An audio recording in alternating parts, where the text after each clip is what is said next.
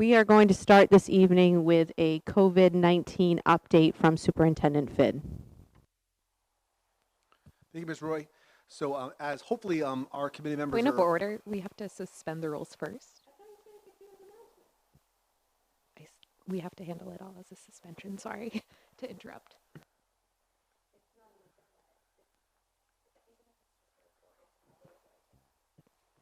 Could you please tell me what I'm supposed to say? I move that we suspend the rules to add a report on COVID-19 from the superintendent and also add something else. A leave time issue? Leave time issue to the end of the agenda, also eliminating agenda items number 9, 10, 11, and 12, and 13 from the agenda tonight. Any discussion on that? All those in favor? Great. Thank you. Perfect. We will now receive an update from Superintendent Finn on COVID-19. Thank you, Ms. Roy.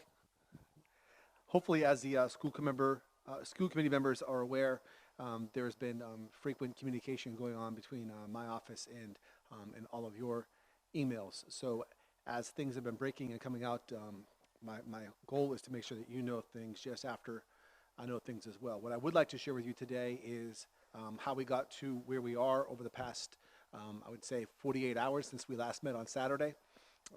And I'll go ahead and begin. As referenced during Saturday's workshop, we had a Joint Chiefs meeting here on the 13th of March. At that point in time, we're already contingency planning for the certain scenarios that could play out. We understood that over the course of the weekend, what we knew was likely going to be very different on Sunday than it was on that Friday. We had goals for that particular meeting. We were going to discuss exactly what we knew and discuss the procedures that we would need to take in case we had at the time a 2-week shutdown. We talked about what we knew about the virus, all the very public information that folks know. We talked about how the virus spreads. We talked about advice for parents and guardians and educators. All of these things have been shared with our public. And we talked about the need for contingency planning. We know that if we are preoccupied with being perfect and precise, then we are going to allow a problem to get out in front of us. We do know that being efficient, being effective, allows us to get out in front of the problem, and that's exactly where we want to be. So as we received updates from DOE and from CDC, we were able to start formulating things that we did know that we could have in place. So in the event that we needed to hit go, we did not have to start having those conversations when it was too late. We knew that we could not wait to be perfect. We wanted to get out in front of the problem. Obviously, if we did not have a contingency plan, we would be wasting precious time. And we also wanted to communicate to our stakeholders as quickly as we possibly could. These are the folks who were at that meeting. Folks from all these different organizations have contributed to the plan that we'll briefly discuss this evening. We talked about in the event of a temporary closing. Again, this was all on Friday. And then we talked about something called an op board or operations order would be coming down, and that would be released on the 15th, which was Sunday. That's got 5 components to it. Everyone has a copy of that. It's situation, mission, execution, service and support, command and signal. I will tell you that in times of any kind of crisis, we all tend to fall back onto what we know, what we're most comfortable with. And although this seems like it's taken out of a page of a military movie, this just came out of my background. At the time, the enemy was not COVID-19. The enemy was things that we know about. So the Panamanian Defense Forces, Macho Diamante, UISAT, Republican Guard from Iraq, Hamas, Al-Qaeda, we all know these things. Well, now it's changed. And in this role, we have different enemies. And one of those things right now is essentially what's keeping our kids out of school. And so the op order that I shared with folks already, I would just like to just click on that real quick so we'll know what we've done, where we are right now.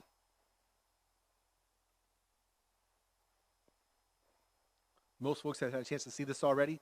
We talked about our situation. Essentially what we wanted to talk about was, and I'll just go ahead and read this out loud for our public so they can hear it, is that we've received information pertaining to the COVID-19 virus and the potential impact that this may have on our school community. We know that the latest research indicates that people who become infected with the virus can display symptoms for up to 14 days. Research has also suggested a period of at least 4 days before infected people begin to display symptoms. Total of 18 there. We are aware that the spread of infection can be mitigated by proper hand washing, respiratory etiquette, and effective cleaning of high-touch surfaces. We also know that the spread of the virus can be slowed by social distancing and avoiding large, crowded areas. While we have had reports of staff experiencing some of the symptoms, and we've had that all over the city, we could not link that to the virus, and we had no confirmed cases of COVID-19 reported in our school district so far. But we already have staff who've chosen to self-quarantine, and from a staffing capacity, that really made us start thinking ahead about what would we do if we were then very short on staff. So we compiled our joint task force leadership team, and it was comprised of the superintendent, chief admin officer, chief academic officer, all building principals and directors of nutrition and transportation, facilities and maintenance, human resources, technology, ELL, special education, analysis, information and communication, curriculum, LRTC, adult education. We also had a city attachment to us, Don Mayotte over safety, and we had our health services professionals here as well. We also have a full district-wide staff and administrators, most of whom are watching tonight, who are on the clock and who are wanting to help. We developed a mission at that point, and our mission is very succinct.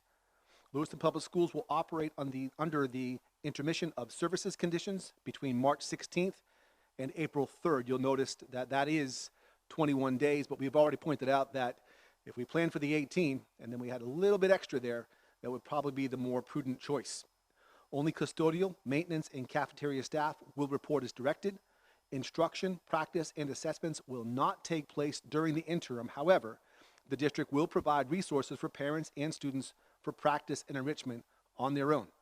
Nutrition services will be provided as per Director Alyssa Roman. Buildings will be cleaned and sanitized during this interim period. They're always clean, but they're being cleaned and sanitized to a different degree during this period. The intention is to successfully reopen our buildings on April 6th, if that is a reality. If not, we'll talk about that here in a second. With a strategic plan for reentry. I'll pause here for a second, and we would all realize that after 21 days out of a school, it's not like you just hit play.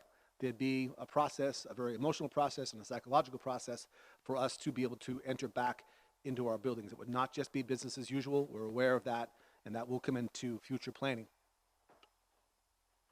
Feeding our students and cleaning our buildings will promote a healthier reentry on 4/6/20.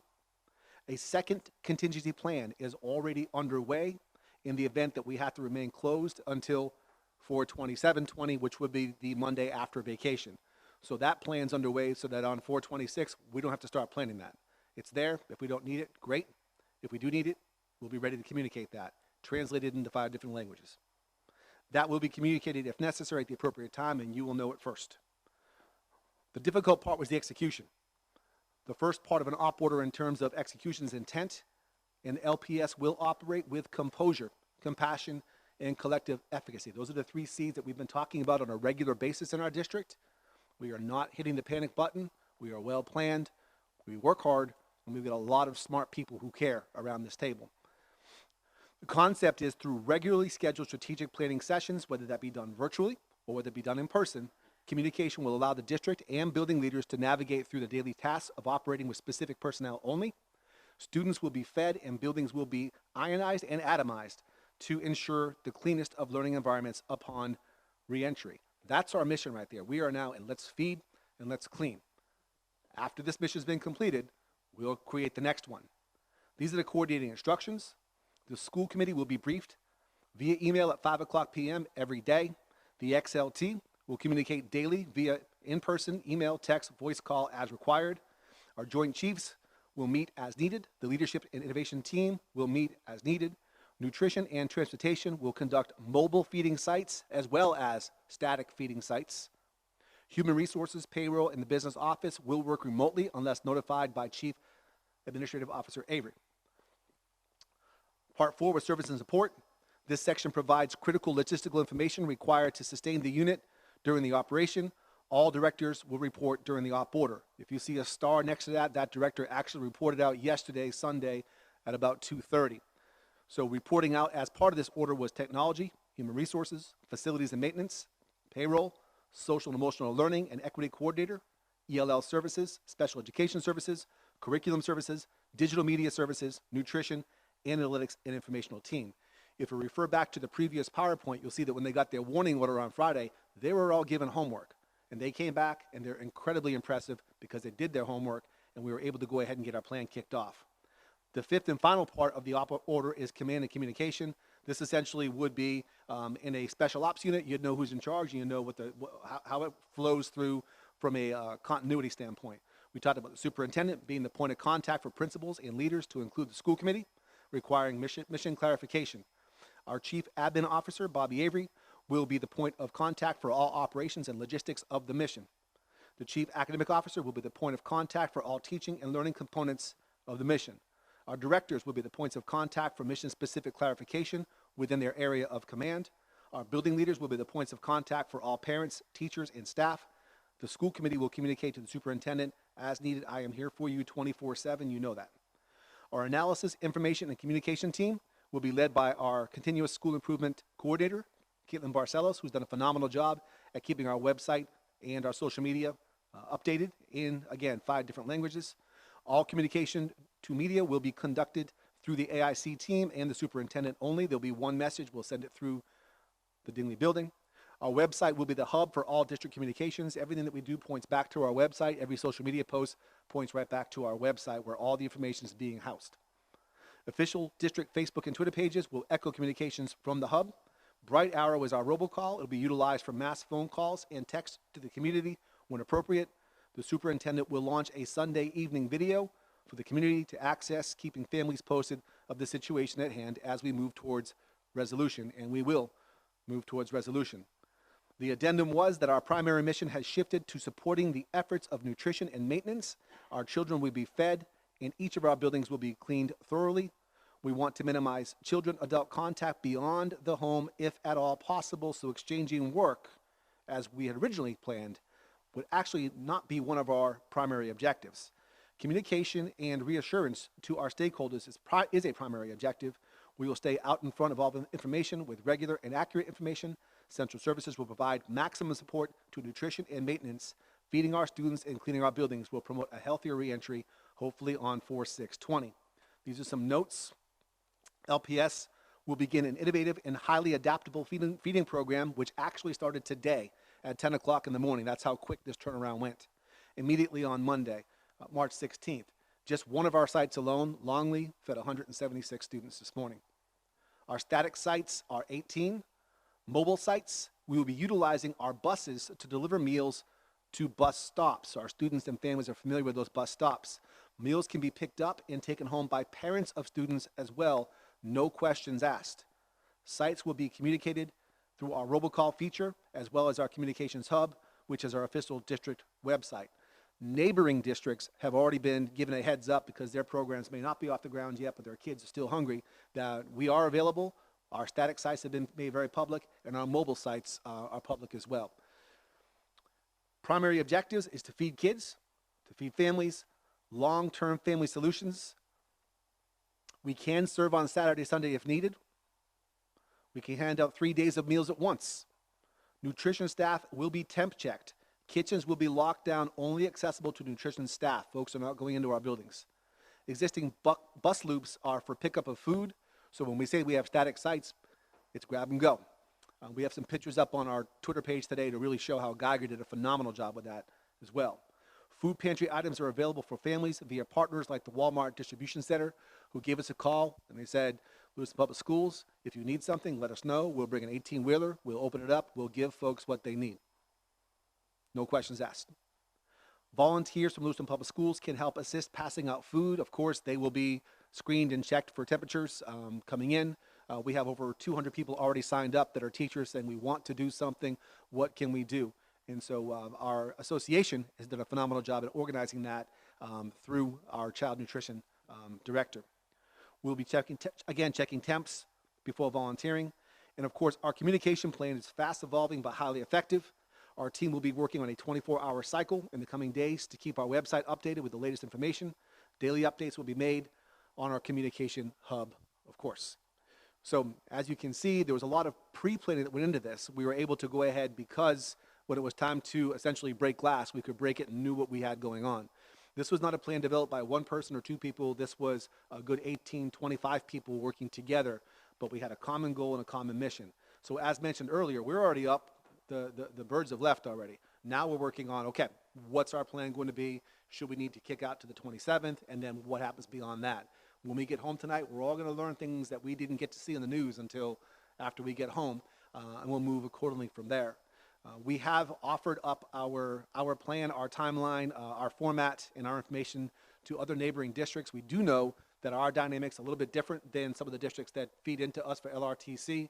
You'll also notice that most districts had March 23rd as a return date. Realistically speaking, we were going to hang on to April 3rd. Sometimes we will not always see eye to eye, but one thing that we will agree on is that we're going to be in the best interest of our community. I do think that some other districts might modify their plan, and I think that maybe we'll be forced to at some point in time. But that being said, our operations order did allow us to get up, get running, feed kids, and our buildings are currently being cleaned so that when they do come back in, our kids are fed, they've not gone hungry, and our buildings can accept them. In terms of learning, we have teachers who are chomping at the bit to teach these kids, and it hasn't even been a full day yet. So where are they going to be on day 20?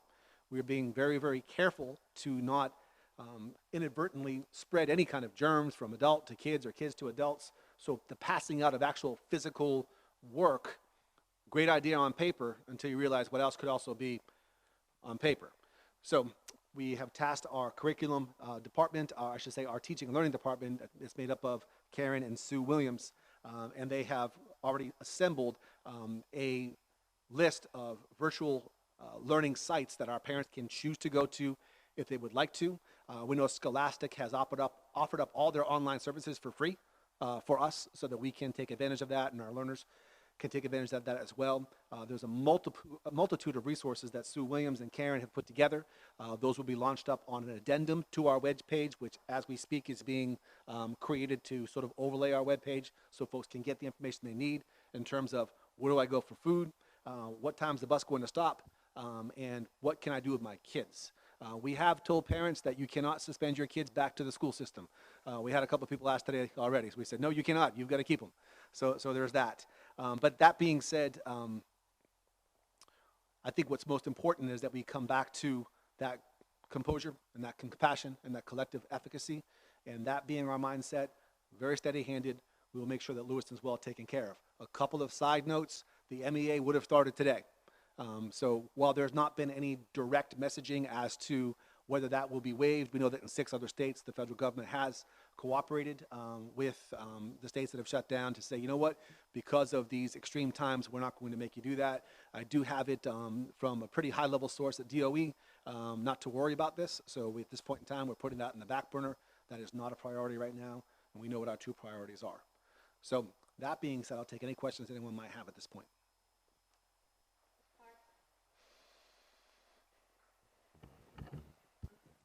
Will she be able to hear me from that far away? I know that this is probably jumping ahead more than what we need to, but I had questions regarding the seniors. And can you give just like a rough idea of how, if they go back on the 6th, how is the time lost going to impact their potential to graduate if we don't go back till the 27th? Like, staged how that impact is going to play out. That's a fantastic question. I should have actually included that as my informational piece to you, so let me go ahead and do that. In terms of days being waived at the end of the school year, they will be waived. We've got the cooperation of the commissioner who has the power to do that. All she simply asked was just let her know, and so we've done that. And so those days would be waived. Now, regarding the very important question of senior activities, right now my heart goes out to the seniors because this is what they work so hard for, and now they're at home. They're looking forward to prom, and they're looking forward to awards night, and looking forward to, of course, graduation. And they're seeing what's happening in colleges, universities all around the country, and folks aren't getting that opportunity. So what we've done is we've already, as we talked about our second contingency plan, there's also a third that is more long-term. What will this look like here in Lewiston? Currently, our high school principal and his team have come up with 4 different options, 4 different scenarios. When the time comes to communicate that out there, we will go ahead and do so. All 4 are viable. All 4 have positives and maybe not so positives about them too. Be very, very hard decisions to make. What we will say is this: we're not going to leave anybody behind. That is not going to happen. We will take into account the fact that after a few weeks or even more off, that students who might have been able to catch up on a grade or maybe get ahead on a certain credit did not have that opportunity. We will keep that in mind as well. We are fortunately plugged in very well with 2 very large school systems who are going through the exact same thing right now. Obviously, Portland's going through that too. Bangor's going through it as well. But we're also in touch with the Atlanta Public Schools, where I came from, really picking their brains on what are you guys doing. And of course, Wake County schools, who have really been helpful to us too in North Carolina. Dr. Robbins has been helping us with that too. So just getting ideas and putting options out there, and then taking a peek at what's best for our kids. So that being said, we'll be able to share more of those details as we start rolling out the next contingency plans, and I'll be very curious to see what the school committee would lean towards having us do. So the good news is that a lot of work was actually done today in order to come up with what these options might look like. Hang on just a second, Mr. Donovan. I don't know if I have to add a separate agenda item, but we're going to have to discuss our meetings going forward, and you do have some information about that, what we're allowed to do, so then we can have a discussion later about how we'll meet this and make these decisions if we're, not physically coming in here or whatever. So do you share that? I've got it right here. So just today, we just received that this is actually going to the floor tomorrow. What's applicable to us mostly is this page 8 right here. And this discusses remote access. So notwithstanding any provision of law or municipal charter provision or ordinance to the contrary, a body subject to this subchapter may conduct a public proceeding through telephonic, video, electronic, or other similar means of communication under the following conditions. A, an emergency or extreme public health emergency has been declared by the governor in accordance with Title 22. That happened last night. B, notice of the public proceeding has been given in accordance with Section 406, and the notice includes the method by which the public may attend in accordance with paragraph D. C, each member of the body who is participating in the public proceeding is able to hear and speak to all the other members during the public proceedings, and members of the public attending the public proceeding in the location identified in the notice given pursuant to paragraph B are able to hear all members participating at other locations. D, the body determines that participation by the public is through telephonic, video, electronic, or other similar means of remote participation. And E, all votes taken during the public proceedings are taken by roll call vote. Mr. Donovan, you had a question? Switching gears back, I don't know if it's the right time to ask, but I did have a parent who was wondering about their child's AP exams, because so with the lessons that that are going home to the students via electronic or whatever, is that going to help? Are our students basically what I'm asking is, are our students going to be prepared to take the AP exams, because I don't know if those will be pushed back or not. I don't know if they'll be pushed back or not. We talked about this in the district that I work in, that because these exams take place in small groups, right now they haven't been suspended. So they may still be held, and they're coming up for different places. But I don't know if you know more about our students and any prep work they would still be continuing to do to get prepared. So we know that fortunately about 40% of our high school teachers and 100% of our AP teachers do have access to the Google Classroom as part of the Google Suite. I have it under pretty good authority, actually firsthand knowledge, that a lot of our AP students are already tapping into that right now.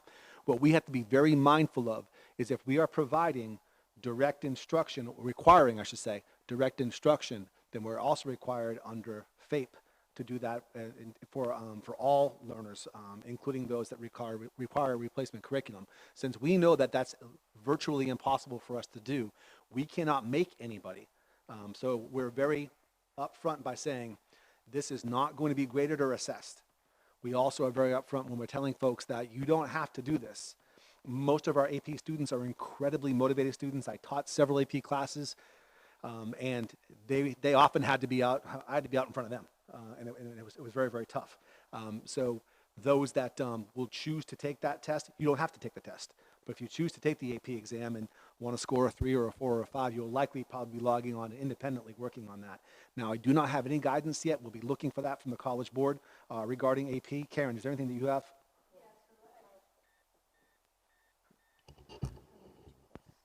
I actually just got an email from DOE. I haven't read through the whole thing, but we'll definitely do some research and get that information back to you. All this information, we'll make sure that is on our hub. If you haven't met Caitlin Barcelos yet, she is absolutely fantastic at this work, as is our tech director, Dave Terrio. And so we're going to utilize and leverage what we do have here to make sure that folks have access to all that information. I can imagine that what was just going to be a site for COVID-19 is going to actually build out to be a whole lot more. I'll also share this, is that when we prevail here, because our hashtag here is Lewiston Strong, and we really believe that, when we do prevail, there's a lot of value in that. We're going to learn a lot about ourselves and about our system, what we didn't know before, what we need to work on.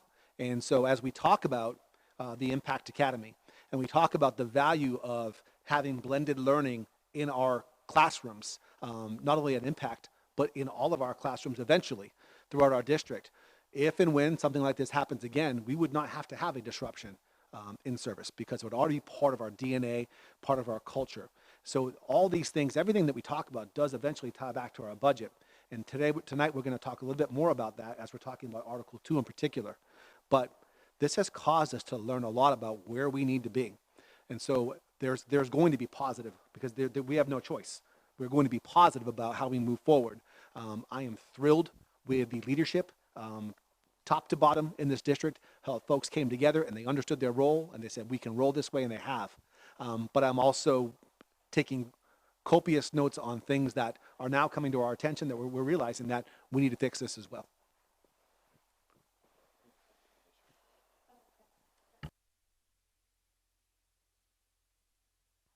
Sorry.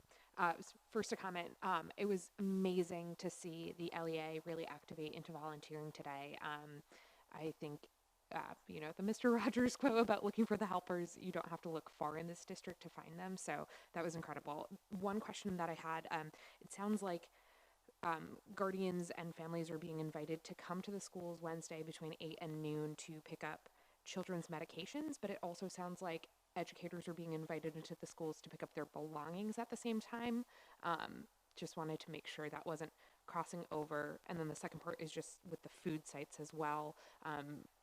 I know that one was set up over by the Armory, but that is a city site. And so just making sure that what they have needs for there are also met in this process. Outstanding questions. We'll work backwards. The Armory is no longer one of our sites. We're in contact today with the city. We want to make sure that that we stay in contact with our city. And so although we have the eyes out front approach, we also have to realize that we're working closely with Ed Barrett and his team over there too. They had a great conversation today. We've actually looped all of there are 4 particular contacts we looped into our system, so that when we send something out, they're at least aware of what's going on there too.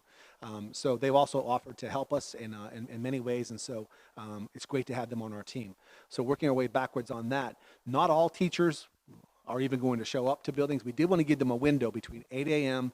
and 12, but our administrators have been given very strict protocols, and our maintenance staff will also be there too, only to allow folks to come in, get their things, and leave. There's no congregating, and Josh will be able to speak maybe a little bit more towards what that process may look like.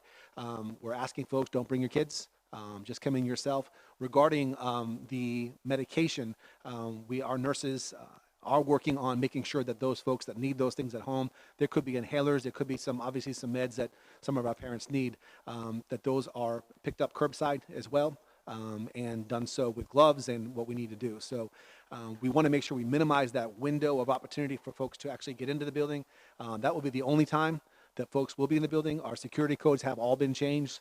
So for those overzealous folks that want to come in and work on worksheets, it's not going to happen anymore. Again, facilities and maintenance, as well as our nutrition staff, have truly taken the lead on making sure that we're very proactive and out in front. Josh, would you take a second behind the microphone to talk about what this looks like? Yes, sir, I will. So you basically stole my thunder. We do have directives out there to all the building administrators that we've asked them to pass on to their staff about getting in, getting out, get what you need, and that's it. We've shut down any kind of helpful ideas they had to make our jobs easier other than asking them to move papers off their desk. We've provided boxes left over from the Longley and Martell move into Connors. We had spare boxes as well as used boxes. We knew we'd need them eventually, and here we are. So we provided boxes just about to every classroom today. So teachers can take those items off their desk, put them in a box, put them beside their desk. The parents coming in to pick up medications, as far as that happening at the same time, teachers coming in to grab their personal belongings, that's a recent development for me, so we don't have a full protocol together for that, but I am working that out in my head. We'll put something out there tomorrow to accommodate that, and we really want to limit who's in our school and how long they're in our school, and we want to keep those two paths of people coming and going separate. So we don't have that. It'll be done on a school-by-school basis. That plan will probably be together by 10 o'clock tomorrow and broadcast out. If I could just add on the medications, Karen has been working really, really super hard to get that protocol down, and I believe she's got that in place.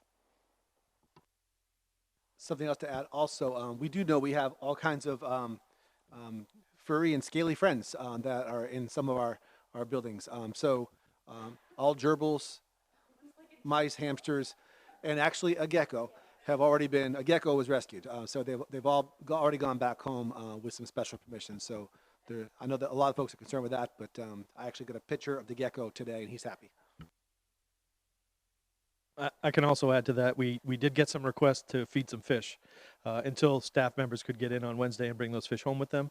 So our custodians that are in the buildings today doing detailed cleaning were kind enough to get out there and make sure those animals got some love this morning.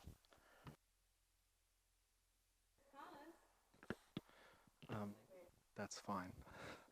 I want to thank everybody for all the work that you all are doing. I want to express my appreciation for the district leadership team that has been able to adapt so quickly to changing circumstances.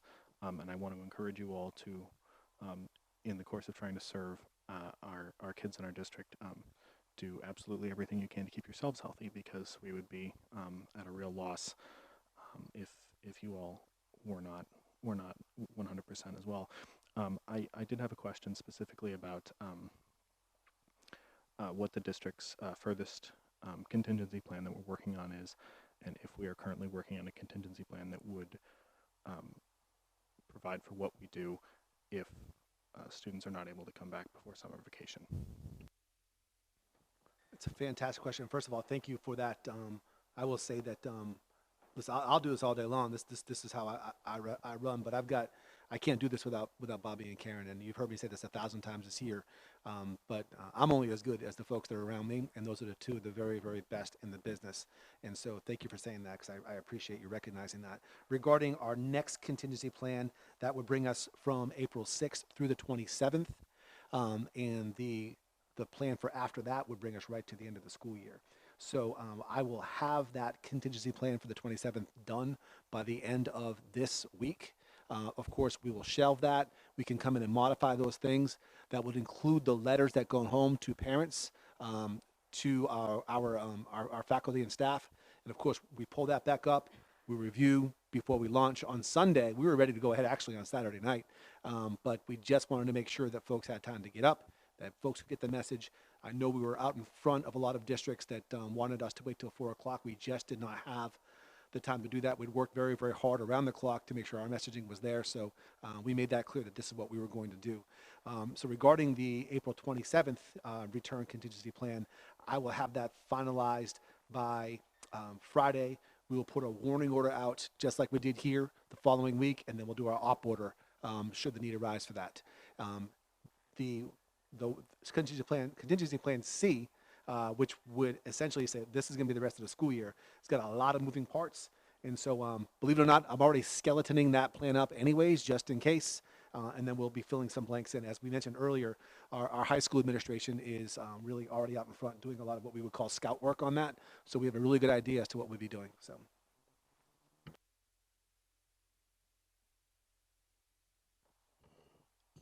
Mr. Finn, two questions. One, parents have reached out to me and they understand what's going on, but they do have the question of trying to understand how the decisions are coming about. And one that's forefront is why 3 weeks? What was the driver behind that? Is there some particular thing that happens every 3 weeks that you're focusing on? And two, I have a lot of inquiries regarding special education. A lot of the students who may have been in therapies, wondering, is there any discussions about any kind of addressing that for those very in need students that have special therapies going on that may need some sort of continuance. So, Absolutely. So I'll address the first.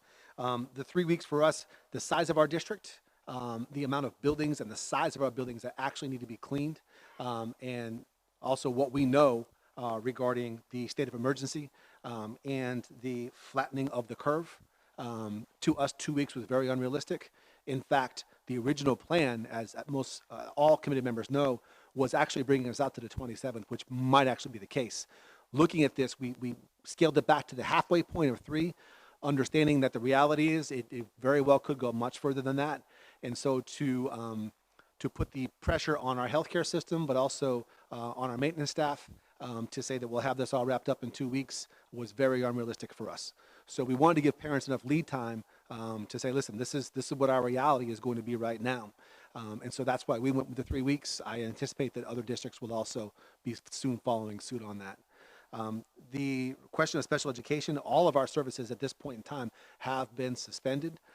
It will be part of our second contingency plan to talk about how, because we are not forced to keep all of our schools shut down all the time, what could we do as part of that plan moving forward to help provide some services for students in most need.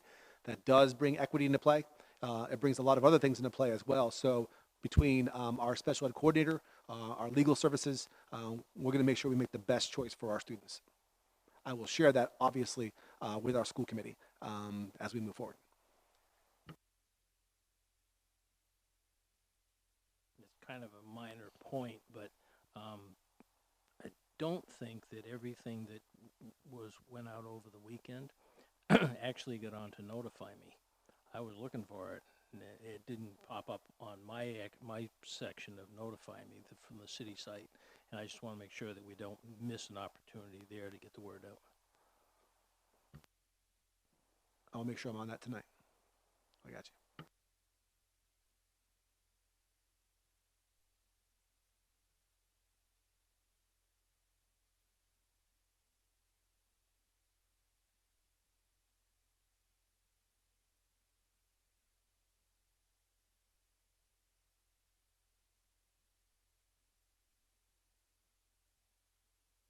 I would say that stuff from the school committee is not going to come from the city site, though.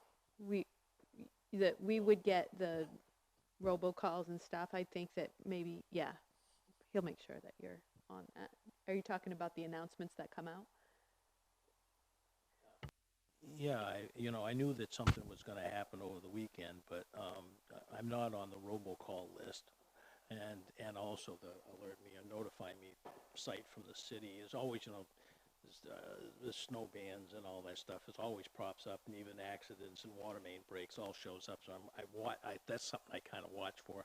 It wasn't there, so I just think it's another opportunity to let the community know. That's not necessary, but it might be another chance. I'll make sure that this evening that we make sure every single one of our committee members' phone numbers is up on that robocall. You should be getting that, and along with that, you'll get it in text as well. So it's very similar to what the alert me would look like.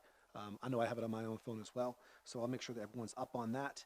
I am hoping that everyone does is comfortable with at least a once-a-day email from us.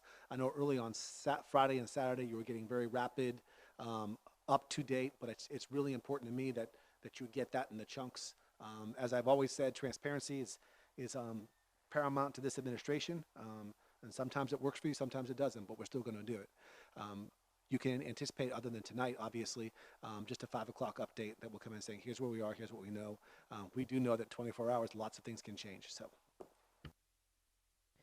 And maybe talk with Ed about having our notices go out on the city, so that it's another, like Mr. Damon said, it's another opportunity for people who wouldn't be normally hooked up with the school's notifications could possibly receive those.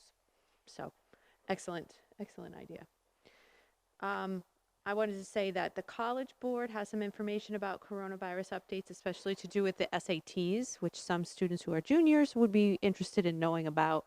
And I'm pretty sure that they're going to have stuff on AP exams as well. So I would encourage folks with juniors and seniors to check out the College Board website. And then I want to say how extraordinarily proud I am to be in this district and the way that everyone has handled this. Not a time at all where I was anxious about what was going to happen. It was clearly communicated, and well thought out. And I know if this plays out for longer, that we'll be prepared to handle it. And I appreciate the committee for coming in tonight, not knowing exactly all the things that we were going to have to deal with. It is literally hour by hour sometimes on what we are. I thought I would hear from Maine School Management about the legislation going on the floor. It was supposed to happen today. It's not going to happen till tomorrow. So like a lot of things are up in the air. So I also, for the public watching, appreciate your patience through this time, as well as we are informed of things that we can and can't do to make sure that, you know, we're following proper procedures here as a committee, but also that you're getting the information that you need for your family. So I think I would like to talk about that agenda item that I said would be about leave time, and that would be Miss Avery. Okay, so as part of that forward thinking and planning, I'm thinking about coming back and what we're going to do when we come back as it relates to leave time. And I don't know how many of you are familiar with the bill that was passed in the House. I don't think the Senate voted on it yet, but it is HR 6201, and it's the Families First Act, and there's a dedicated component in there to paid leave time. This bill does apply only to employers that have 500 or less employees, so we're exempt from this. However, I appreciate the spirit of this bill. And basically, in a nutshell, what they're offering, if it passes, is if somebody tests positive for COVID-19, if they fall in a high category, if they have a family member that tests positive and they need to care for that family member, and it also covers childcare, they get 10 days of paid leave time. So I come before you tonight to talk about that. So again, I want to reiterate, this doesn't apply to us. But I am asking that we consider something very similar when we come back, what we will do with our employees as it relates to leave time. So my recommendation is that we semi-mirror what this bill proposes for our employees. So as an example, let's say I'm an hourly employee and I have 2 sick days remaining. This is just one of many, many examples. And I test positive and I need to go out for 14 days. My recommendation is that we would give that employee 10 days of leave time. These would be unbudgeted leave time days. They're not in the budget. Then, so the 10 days pass and the employee remains sick for complications, whatever. then I would recommend that that's when their sick time, their leave time, their earned time, whatever it's called in their collective bargaining agreement, that's when that would kick in. So what I'm saying is that upfront, the employer would take care of the first 10 days. If you take 10 days and add 4 to that for Saturday and Sunday, that's the 14 days, that magic number. I don't know if that's a magic number or not, but that's what we hear. And I'm saying that if that doesn't work, if that's not helpful, if that's not enough, then we would enact their leave time that they have on the books. And so let's say, worst case scenario, that's not enough because they're super sick. For 2 of our collective bargaining agreements, we negotiated a sick leave bank. One is for the teachers and the other one is for the administrators. The teachers, I checked the balance today. We have roughly 279 days in that sick bank for teachers. There's 0 in the administrators. We actually, Monique, our HR director, reached out today just to inquire about that with our administrators. So at that point, we could ask that they petition the sick bank. From there, the next level would be, if it's needed, would be to allow them to tap into their next year's sick time. And I believe that's what the city is doing as one of their phases, is to allow them to do that. So the big ask is on the front end. I'm just thinking this through, is on the front end and on the back end. The front end is giving 10 days to each person that falls in one of those categories. And I didn't say, and I should have, that we would require a doctor's note. So we would get that in the HR department. The next big ask is on the other end, and that is to allow employees to tap into their next year's sick time. The middle section is what it is. It's their sick time that we would mandate that they use it if they fell in that category, and then we could implement the sick leave. The sick bank. Sorry, the sick bank, which has already been negotiated. That was a lot, and it's confusing, I admit. So this is something that was we just had a quick conversation about it over the weekend, thinking about, well, let's just say magically everybody gets to come back. But it's not like this virus has just all of a sudden disappeared. So somebody could come back and contract or have contracted while they were out. And so how do we deal with it? Is it different than how we've been dealing with it? We need to consider this as part of the school committee's process on tapping into unbudgeted funds and those kinds of things. This is not for a vote tonight, but it will have to come up. And as part of discussion on how the heck we're going to conduct meetings, we have to think about this as one of those things that we'll be talking about. So if Bobby can pull this together in writing for us at some point, we can take a deeper dive into it, reference the bill that's on the floor or partially approved, so that we can see the what already has been done.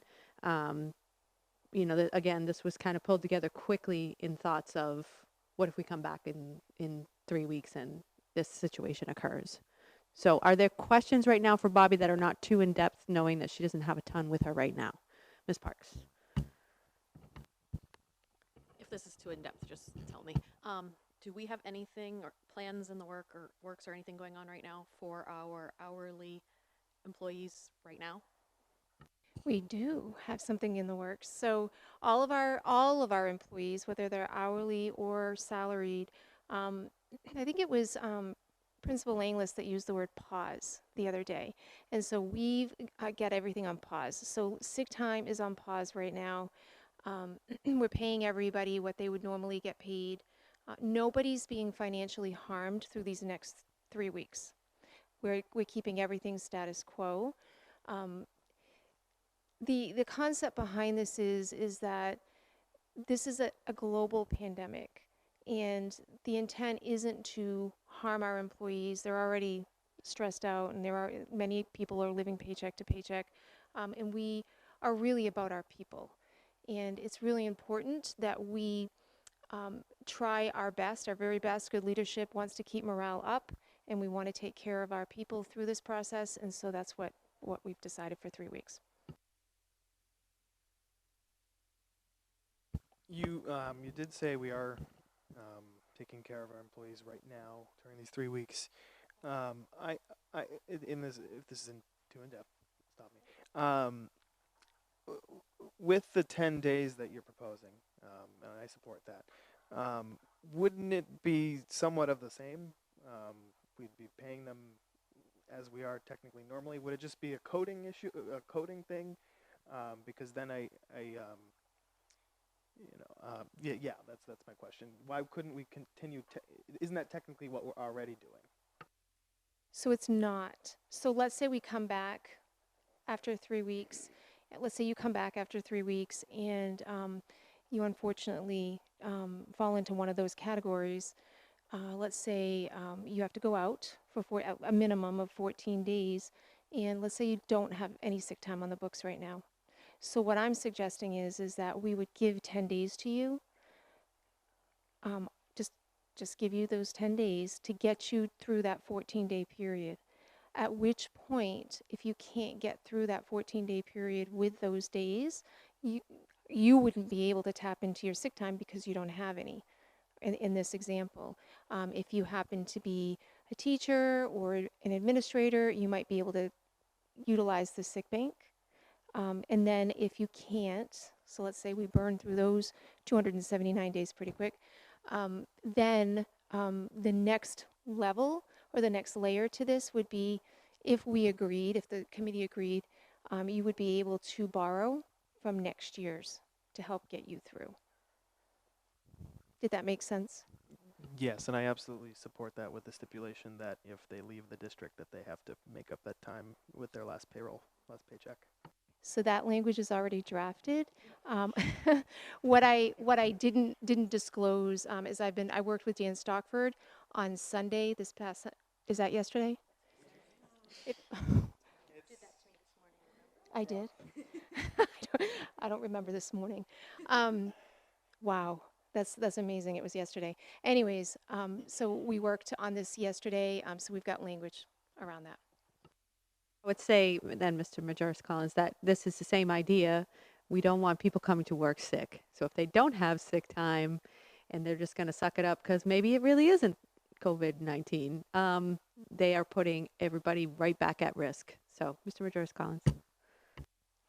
So I had 3 things I wanted to ask about on this. One of them's not really a question. I think this is a urgently needed step, and so I absolutely support it.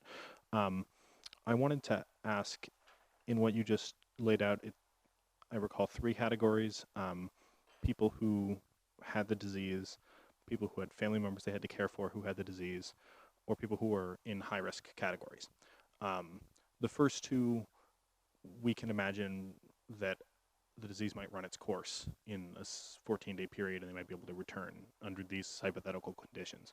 The third category strikes me as a more complicated one, and I would really think that we should explore offering more than 10 days and perhaps offering indefinite leave for folks who are in high-risk categories if the medical consensus is that they would be at risk coming back and that we're back in session. Now, my hope would be that we wouldn't have folks coming to work or being in session at a time when high-risk individuals would be compromised just by going to work. But if that were to be the case, I'd like to sort of acknowledge in this policy that that people who are experiencing the disease are in a different category than people who are in a constant state of being very vulnerable if they were to be exposed to the disease. And that doesn't run its course in 14 days. That's just a life chronic thing. And then the second thing I wanted to ask about was you said that no one was being financially hurt by the 3 weeks out. And I think that for most of the folks who interact with our schools, that's probably true. But I know for a fact that there are substitutes who are losing pay. And these are folks who come into our schools every single day and do important work. And I'd really, really like the district to look at paying folks who have been coming in as subs consistent with the frequency with which they have been coming in as subs in some period prior to school closure. because we have folks who are, facing the possibility of being thrown out of their homes because they can't get work, and the work that they were doing was subbing for teachers in our district. So that's a separate thing, honestly. I don't want to get the really awesome thing to talk about, but a separate thing. Are there any other questions for Miss Avery? Let's start this way and go right down. Bobby, I know that the contracts are based on only on salary for hourly, but also benefits are tied to it. So if we're going to, so there would also be an additional off-budget cost of at the additional benefit piece of it. Is that right? That's correct. So what we're saying is that the 10 days would be at basically full salary, and that would the benefits also be included in that, or would there have to be a reimbursement for benefits? When you say benefits, you mean health insurance? Yeah, That's right. and I mean, again, yes, basically. Yeah. So what would happen is they would be compensated for those 10 days. And if they're contributing, which most of us are, contributing towards our health insurance, that would come out of their check, just like it always would. The problem is, and you know what, I didn't think of this, is if we don't do something, and I please know that I'm not saying this to force you to do to do something, but if we don't do something, they may have a really hard time meeting that obligation for their health insurance. That's a good point. This is a really hypothetical question, and you probably don't know the answer to this, but if, say,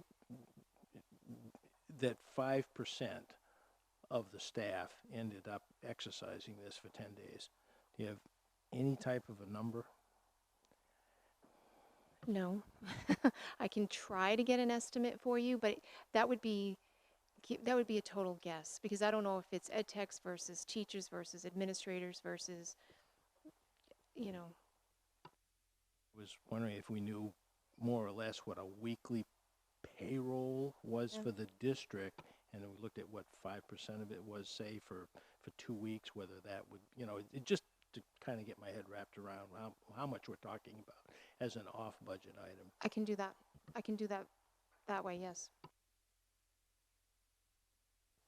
So the way I've been thinking about this in all facets of my life is we've already budgeted to pay people to be here and for whatever benefits they have associated with that. We are going to, this is the worst sentence I could say, but like save money not operating the schools at their full capacity at this point, right? And so I think using some of that savings in the school district to make up for things like this that will cover our employees and keep them safe and healthy is the best way we could redirect that money. So I'm on board. And building off of what Alicia said, my question was, if 50 people, God forbid, couldn't come back to work, we already have a budget in play where they're supposed to be getting paid, but they won't be getting paid. That money's sitting there. And so the question is it just a reallocation of money into a different account? And if that be the case, I think going through this, it's been interesting to hear about a lot from employees, and how nervous they are about what if I get sick, what if my grandmother gets sick, what if my child gets sick. And I'm even wondering about the daycare issue. I think the federal bill addressed having to stay at home. I think in my mind, sitting here in this chair, is I would like to create something that addresses all of it to alleviate as much as possible so that there's the greatest degree of comfort for these employees in this district. I think we have the resources for it. I would be willing to review further resourcing if necessary from my point of view. So it's just what I'm hearing out there. People are nervous. I like to see us, if we do this, to do it whole and bring as big of an umbrella as possible that to their satisfaction. Thank you. I don't know if I misunderstood you. I want to make sure that I understood everything that you said. or I want to say it this way, all employees are whole right now, so they will be paid. I just want to make sure that we're clear about that. Um, if we come back to work and you, God forbid, you're an employee and you get sick, those 10 days, that will continue to pay you. So you'll be whole. You'll continue to get paid. I just want to make sure, because I don't want employees out there listening in thinking that they're not going to be paid. They will continue to be paid for these next 3 weeks. It's when we come back that we have to address how we'll manage leave time.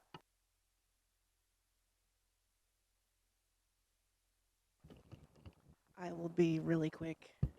Um, as an employee who is looking at this right now, I work 30 hours a week, so I don't get benefits.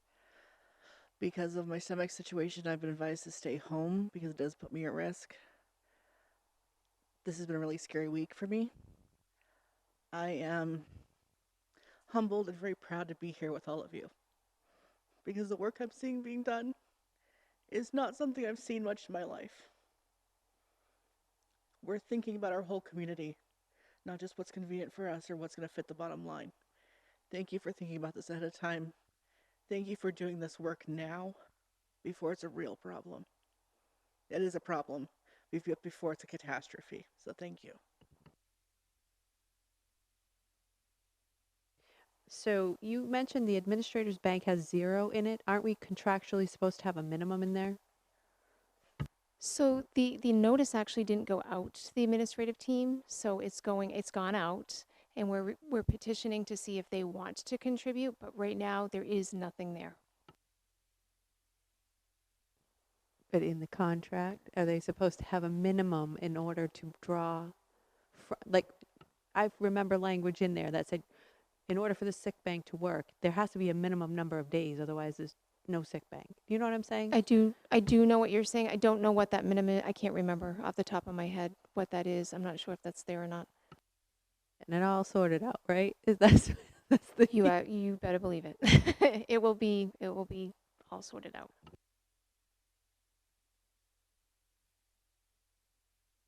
Very quick question. I know we're doing what's right for our employees. How does that affect Hudson? How are they, I realize that the bus drivers, some of them are going to be employed delivering some of the meals, but that's certainly not the same as the full. Are they going to be able to, because I assume that Hudson, if that's part of a bigger organization, would they be affected by the 500 limit? I don't know what they're going to do, if they're going to redeploy drivers at this moment, but I have to say to you, I can't speak highly enough for that organization and for the partnership that they have with us, and the commitment that the level of commitment they have in regards to our summer feeding. We're actually going to be utilizing those bus drivers to do our summer distribution, not summer, I'm sorry, I keep saying that, for our feeding during these times that we're out. So they're going to run their routes, and they're going to be stopping and dropping food off. So for that time period, at the minimum, they'll be running those routes. If this goes to any length, beyond the 3 weeks, I don't have that answer for you right now.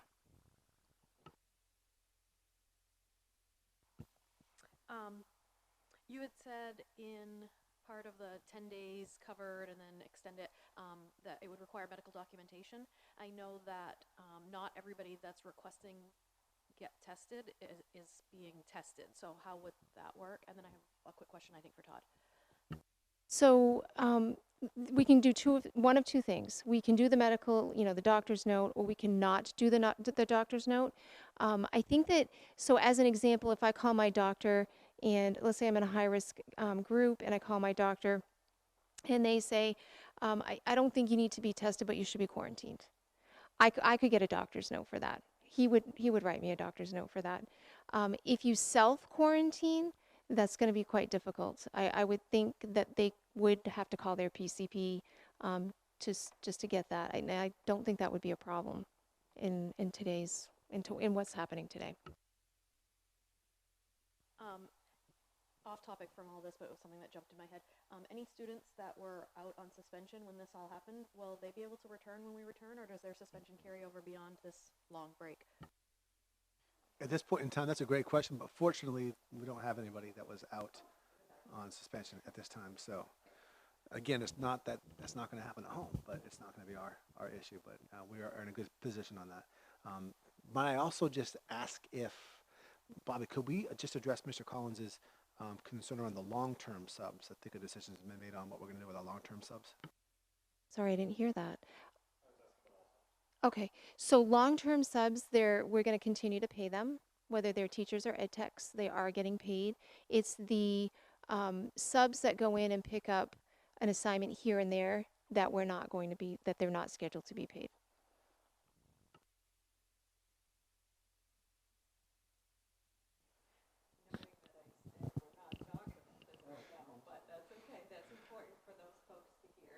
Yeah, I understand that there are folks who are in the long-term subcategory or in the building subcategory. I also understand that there are folks who may be structurally picking up an assignment here or there, but they're picking up an assignment 5 times a week, every week. And so, you know, if folks are only picking up an assignment here or there, my proposal would be to only pay them consistent with the frequency with which they've been picking up an assignment. But if they're picking up an assignment 4 or 5 times a week and going in every week, they should be paid consistent with that. Just because they're not necessarily in the long-term subcategory or the building subcategory doesn't mean that they're not reliant on that income. I hear you. Oh. Yeah, no. Ms. Ray, you had an answer to my question? The district should have donated 27 days to the sick bank to get it started. From there, you will need at least 3 days donated by administrators in order for it to be activated. It looks like there must be 30 days in the bank. Thank you for finding the language. The contract's right on the website, but again, I think that answers that question. Okay. All right. We do have to move forward. Did you have something else? Okay. So I'm going to agenda item number 3, consent agenda. Are there any items that members want to remove from the consent agenda? Okay. If there is no one to object, the consent agenda will be adopted. Hearing no objection. Do I vote on this? I can't even remember. I'm so lost. No, we're good, right? Thank you. Whew. All right. So I don't know if anybody's here, but is there anybody in the overflow room for public comment on non-agenda items? Karen, would you take a look? Thank you. It's not. It's just us. That's Pam Emery. Pam Emery and Rob are back there.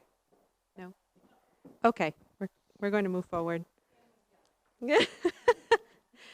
Agenda item number 6, to receive and support the presentation of the Lewiston Capital Improvement Plan as recommended to the Lewiston City Council. Bobby Aber will present that. So during our board workshop, we talked about the LCIP, and I made a recommendation as it relates to the security camera project as well as the Dingley safety project. That is my recommendation to the school committee tonight. Ms. Ray? So not proposing the $600,000 for McMahon parking expansion at this time. Not at this time. So moved. Anybody going to second that? Okay. Moved and seconded. Any more discussion? Mr. Potvin? I can't do it. I just can't do it because I just feel that I just see the infrastructure that this system has. I know that the city council has said it's been too much. I'm just going to take a stand that we're not doing enough. I think all of our requests should go through in whole, if not more. And I think the argument should be made with the city council that we should have a responsible proportional support for CIP that is in respect to the degree that what we handle in the Lewiston School Department.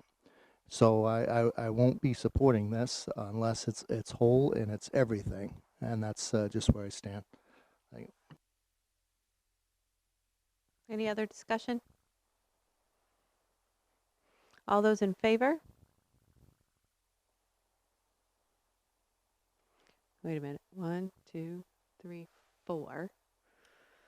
Opposed?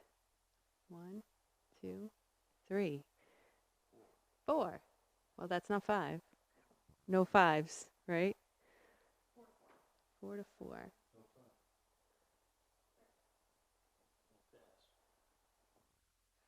Well, this has never happened since I've been here, so it's just a no. Yes, parliamentarian. Thank you. Someone would like to make an alternate motion.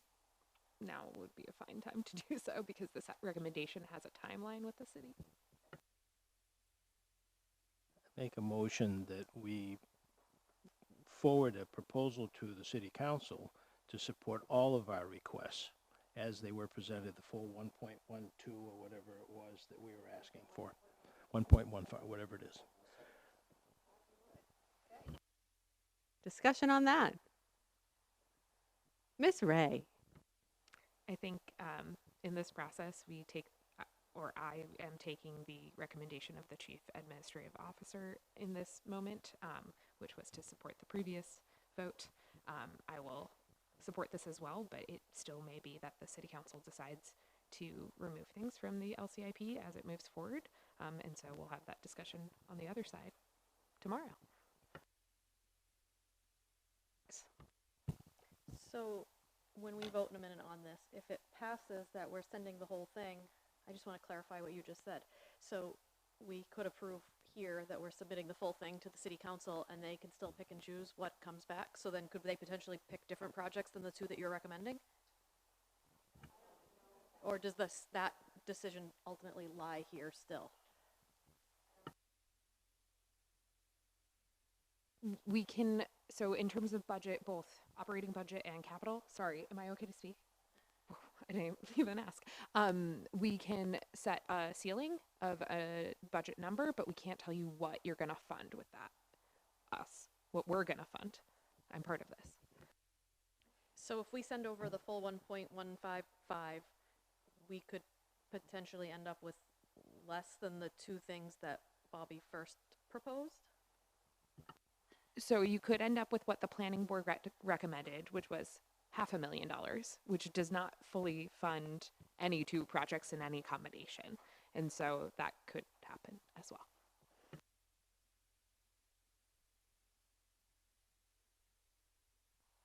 My understanding is that regardless of what we send along to the city council, we could get nothing, or we could get some part of it, or we could get all of it. And so it's my view that we should recommend to the city council what we actually think we ought to do.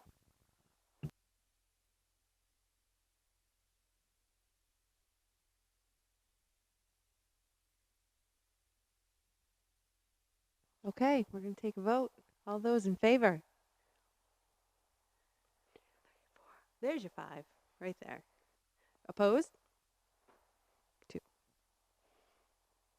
Linnea? Oh, were you 6? I'm sorry. Did I count 5 right? 1? Are you opposed or 4? You were 4. Can you do that again, please? 1, 2, 3, 4, 5, 6. Thank you. Sorry, you are out of my periphery. Okay. To receive, agenda item number 7, to receive and approve the first reading of the 2020-2021 school calendar. Superintendent Todd Finn will present. So we'd like to ask Rob Callahan to come on in. So Rob helped put this calendar together in conjunction with the feeding districts with LRTC.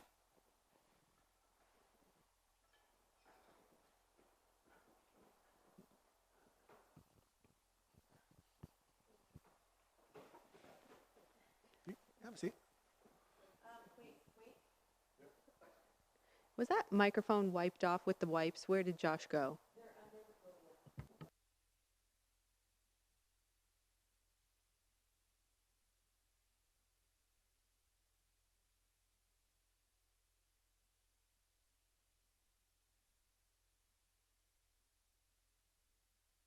As Josh reminded me, he's in and out of all the buildings, and if anybody is anything, it's him. So I'm trying to protect you, Mr. Callahan. Thank you, I appreciate it.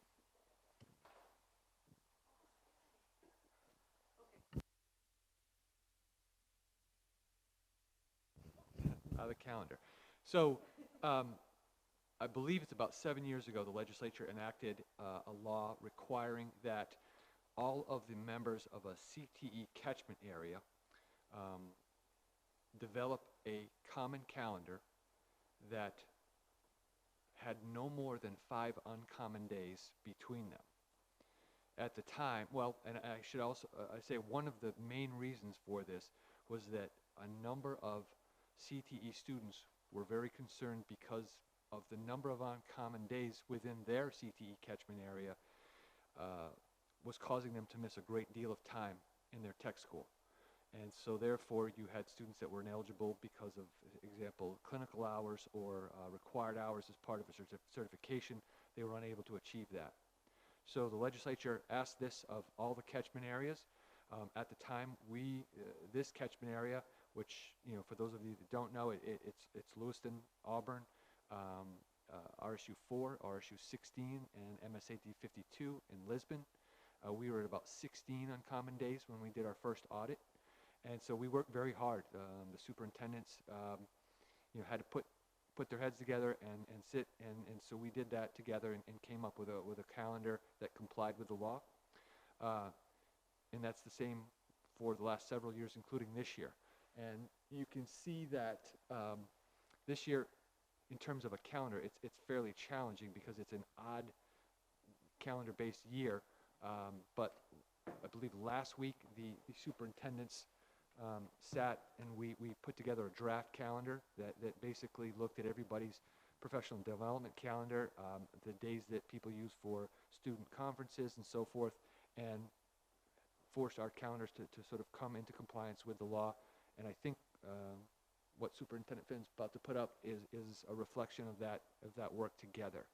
What the law asks of us is that this calendar be approved by the respective school committees in each of those districts, and then once we have an approved calendar, that we submit it to the legislature. To the DOE. I will say I believe, and Superintendent Finn, correct me if I'm wrong, that this calendar reflects 5 uncommon days, which is about where we've been. So that's not unusual. Typically, it's a day, you know, around a holiday or an earlier start by a day. But even one district, not in lockstep with the others, constitutes. It's not per district; it's per our collective. So I think that's what you're seeing here. Again, you can see that we have sort of an unusually late start to Labor Day, but we've accounted for that with a bit of an earlier start in August. And again, this is a conforming calendar. So I'd like to go ahead and point out that the superintendents did get together on this after our Western Maine Superintendent Association meeting. Rob Callahan did a ton of work on this, and there were several iterations, and they were able to, within about a half an hour, which apparently is record time, be able to agree on that. There are 5 uncommon days, thanks to our friends over at Lisbon and RSU 4. However, this was a very, very smooth process for us.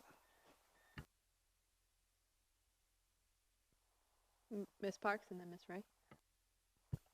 I tried digging through some old meeting minutes this afternoon, and I couldn't find what I was looking for, but when we were deciding 2 or 3 years ago to start doing the early release days, there was a lot of conversation about how that would impact LRTC, and then a lot of conversation about it related to months where we had extended vacations like December.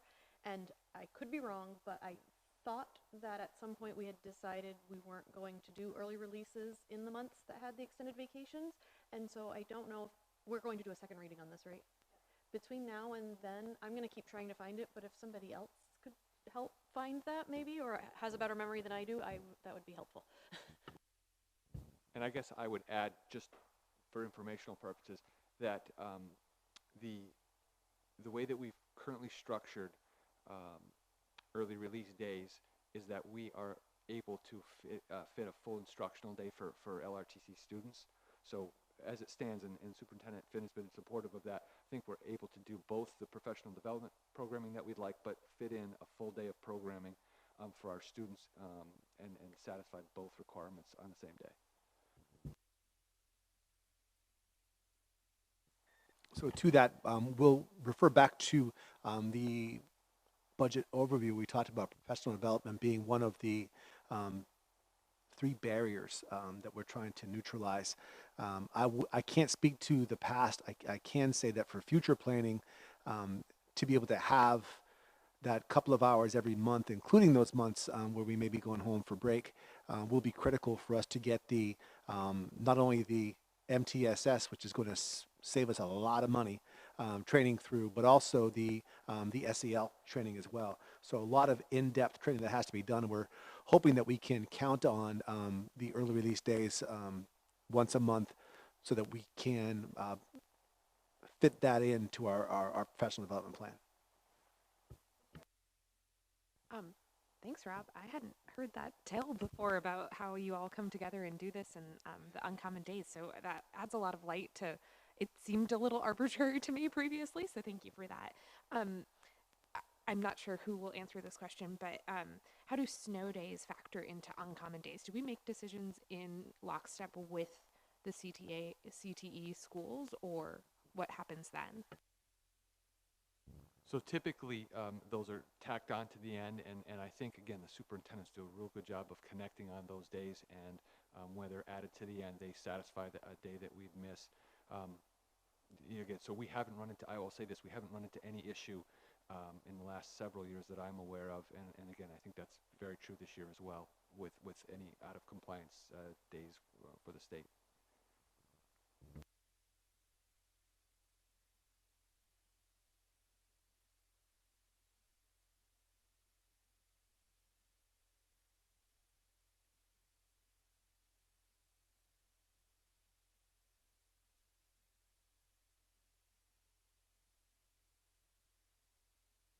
I will entertain a motion regarding the first reading.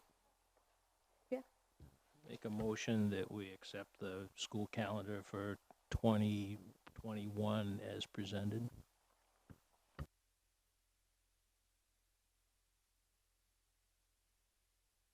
All those in favor? I see you now. You do it. Thank you.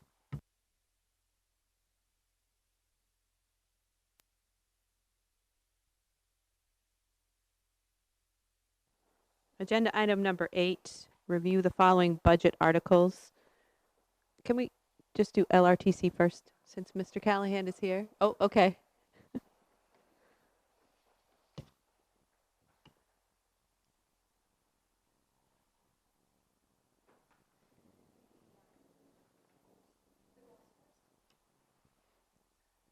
Ms. Avery, would you like to read the budget goals? Well, I really do, yes. So as a reminder, it's been a little while. The FY21 budget goals are to provide meaningful, intentional, and sustainable professional development, to address equity in the opportunity gap, and number 3, to provide improved instruction through social and emotional learning and a multi-tiered system of support that is universal across LPS. thank you very much.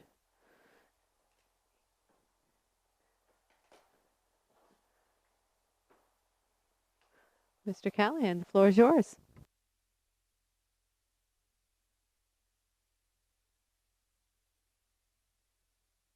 Wonderful, thank you. Well, I guess I would just like to start by saying thank you to this school committee for allowing us the opportunity to come here and present our budget for tonight. I think that I'm very lucky to be charged with responsibility for a school that receives such a generous amount of community support, employer support, and student interest. So for me, it's been, this will be my 13th budget presenting to the school committee on behalf of LRTC, and again, I'm proud to do it, and I can say that we have worked very hard on this budget, and I come here tonight with what I think is a very responsible request. I would say just in general, and you can see of this behind me that we serve about 1,143 program and class enrollments. That makes us the largest center in the state of Maine. We do it at about $4,800 per student, which makes us the most cost-effective center in the state of Maine. I think our results in terms of our graduation rates, our awarding of industry-recognized credentials, those would be things like CNAs, state inspection licenses, American Welding Society certifications, those sorts of things are really at a very high level. This is something that we strive for with all of our students. And again, I think we enjoy not only a good relationship with the employer community because we are such an important economic development tool for the state of Maine, but I also think that for a large majority of the students at CTE, at LRTC, they find that CTE is a very powerful way to access their learning. So even if they never aspire to work in the automotive trade or as a marketer, they like the idea that they are learning with tools in their hand. They are experiencing how things operate in our communities from professionals that have had seasons of experience. So for them, it's very compelling, and it's a successful way to access the rest of their learning.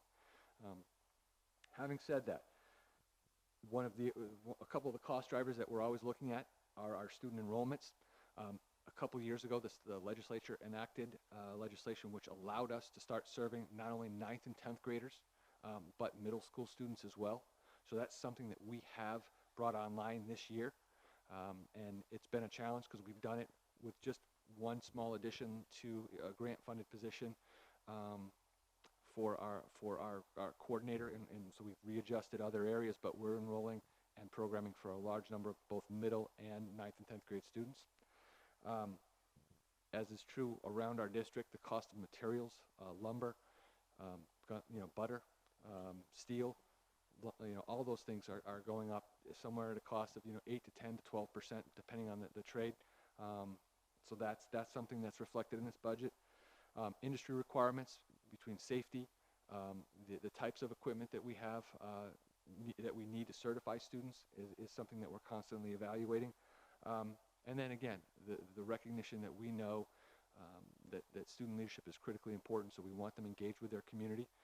I think you or many of you are aware, for example, that we had a group of our electrical students both write and shepherd a piece of legislation through the legislature last year that affected their work in that trade, that they that students in that trade didn't get professional hours recognized in that certification board without this legislation. So again, leadership is a critically important piece for us.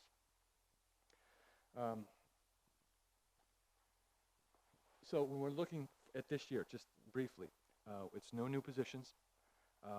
We are looking to do an even greater outreach. One thing that we find very compelling, and I think we would if our students were here with us tonight, they would tell you that site-based learning, community-based learning is incredibly powerful. So, for example, the last workshop that I attended, or the school committee meeting that I attended, and asked for permission to send a group of students up to the Culinary Academy up in New Hampshire. We had 3 students enroll right there. We had another 2 or 3 students that were offered work in the hotel.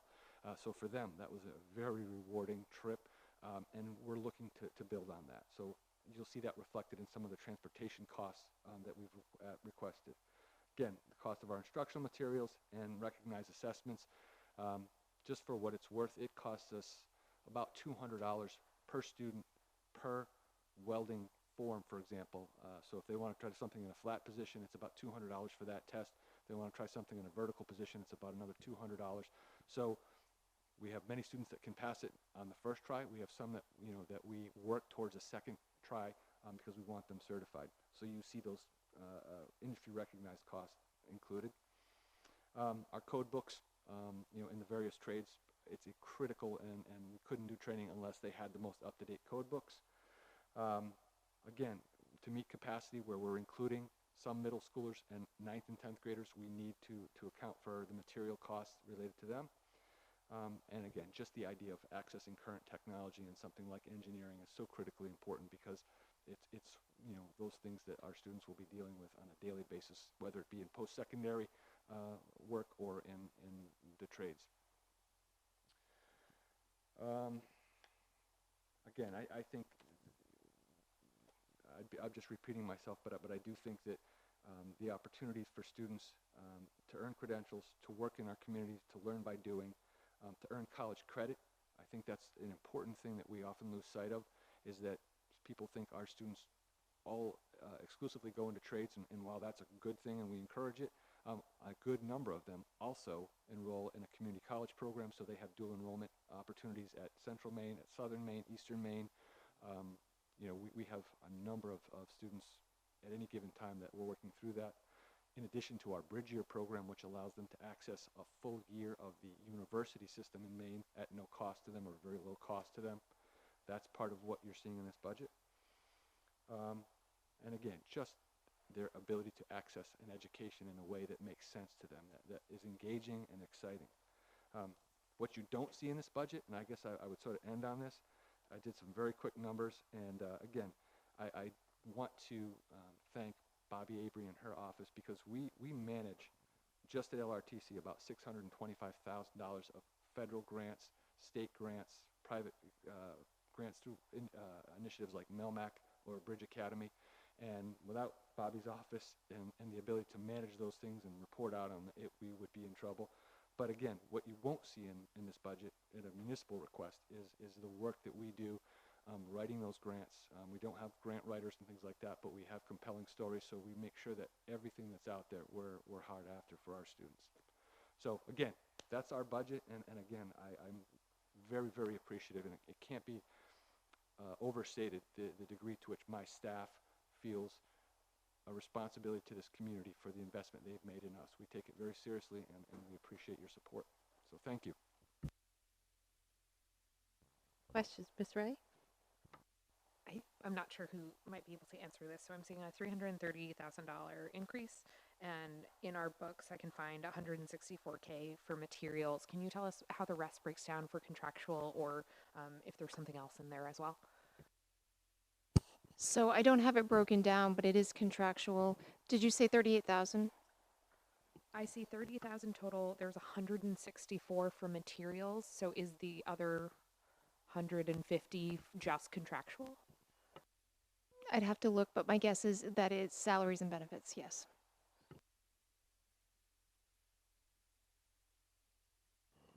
So Rob, it's thoroughly enjoyable. For 13 years, I've watched you work your magic in two different school departments and seeing it come together.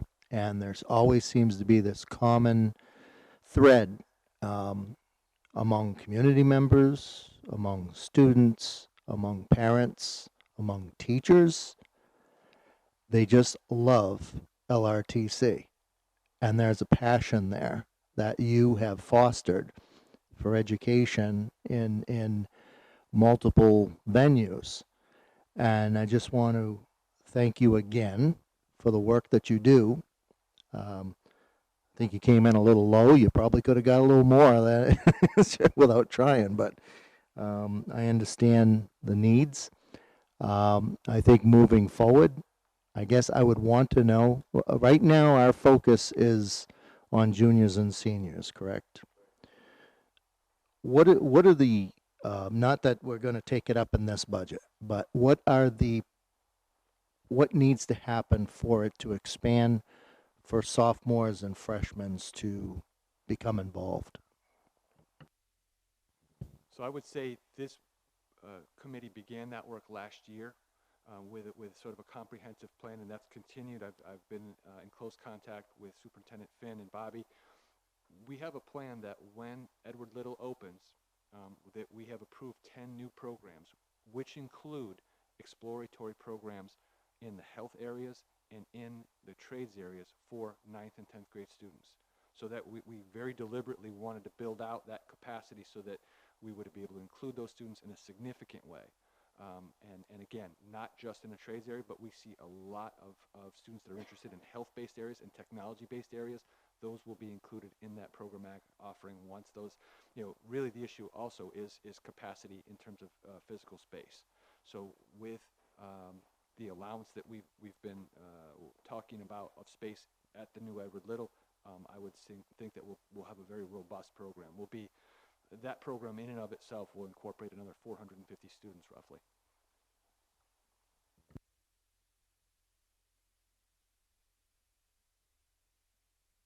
It's not a question, Rob.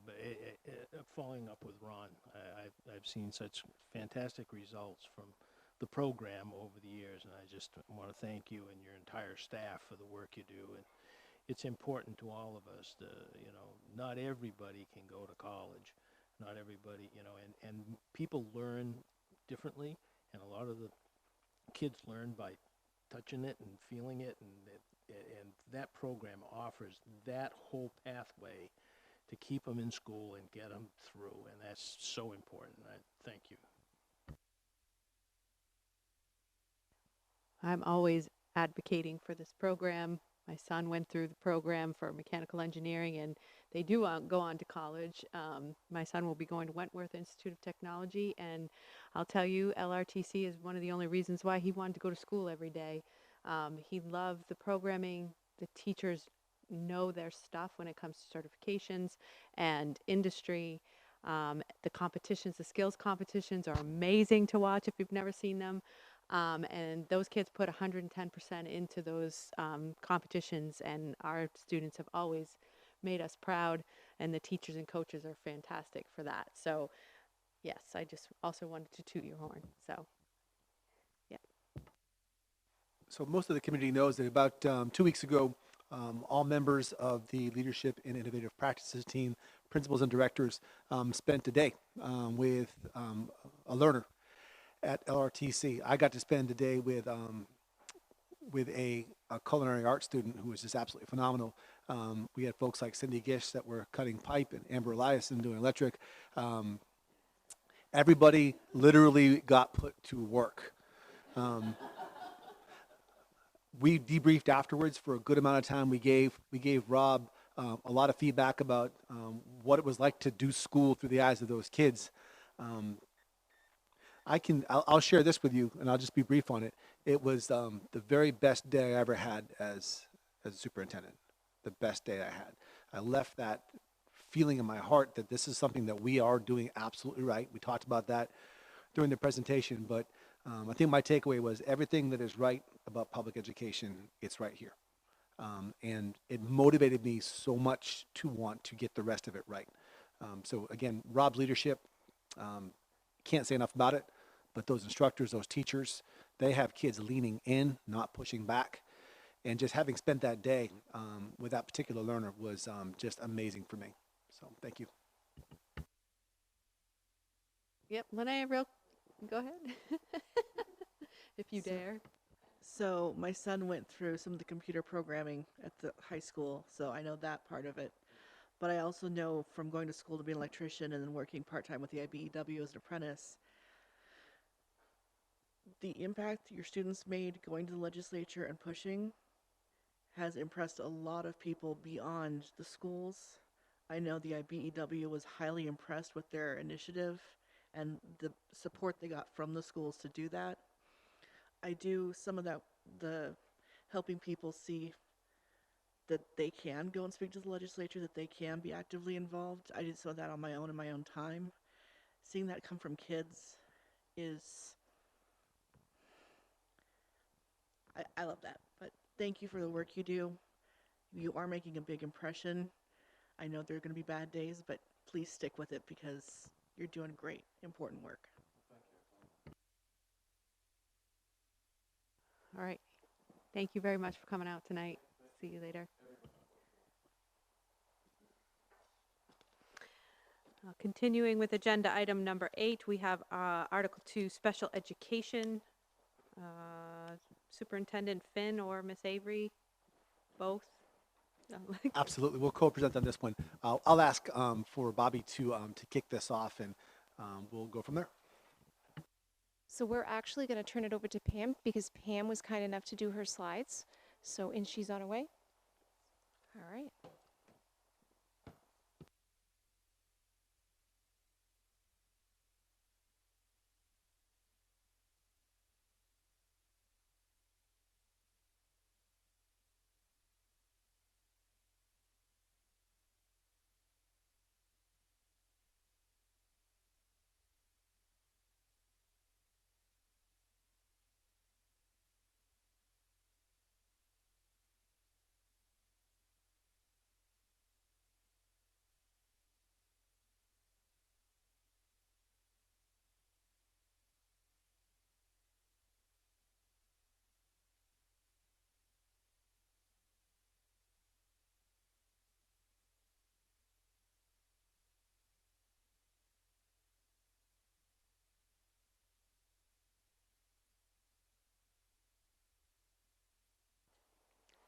So the role of special ed is to meet students in the least restrictive environment, and that is always our goal.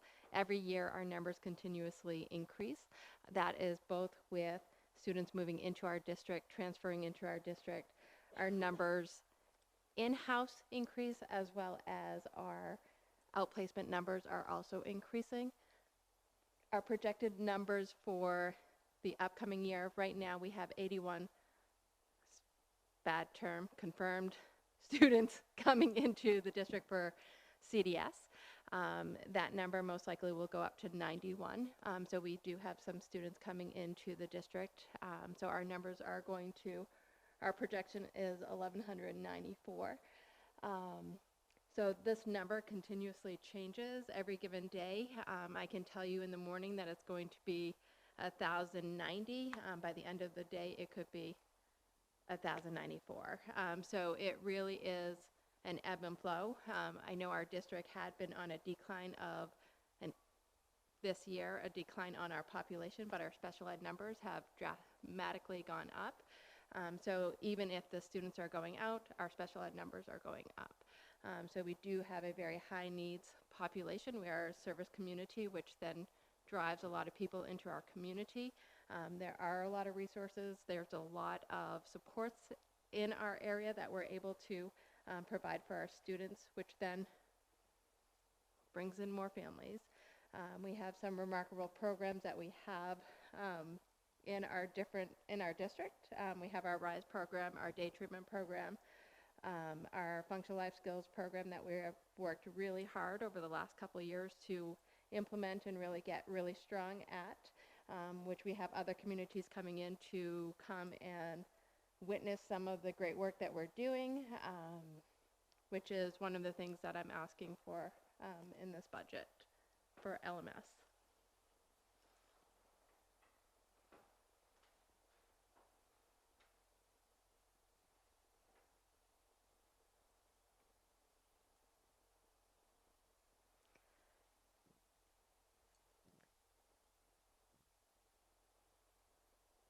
So one of the things I'm asking for at Lewiston High School, our Lewiston High School numbers are greater than any of the other schools in our district. Right now, they have a special ed supervisor who is overseeing about 242 students, and our other schools are at a much lower level. It's almost double. At this time, we do have a stipend position from a teacher who helps out, but he is not an administrator, so there's always that additional person that needs to be there in the meeting. So we are requesting for an additional coordinator who would be able to go in and help him out. So it's not one person overseeing the enormity of the high school. In addition to that, I don't know if it's on this slide, would be the special ed secretary who would also help out in providing supports in that meeting.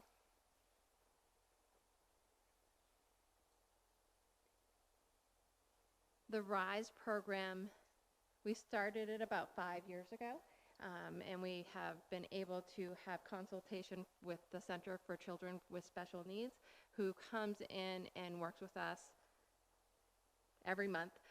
We are able to collaborate on different needs of students. They come in and do on-site visits.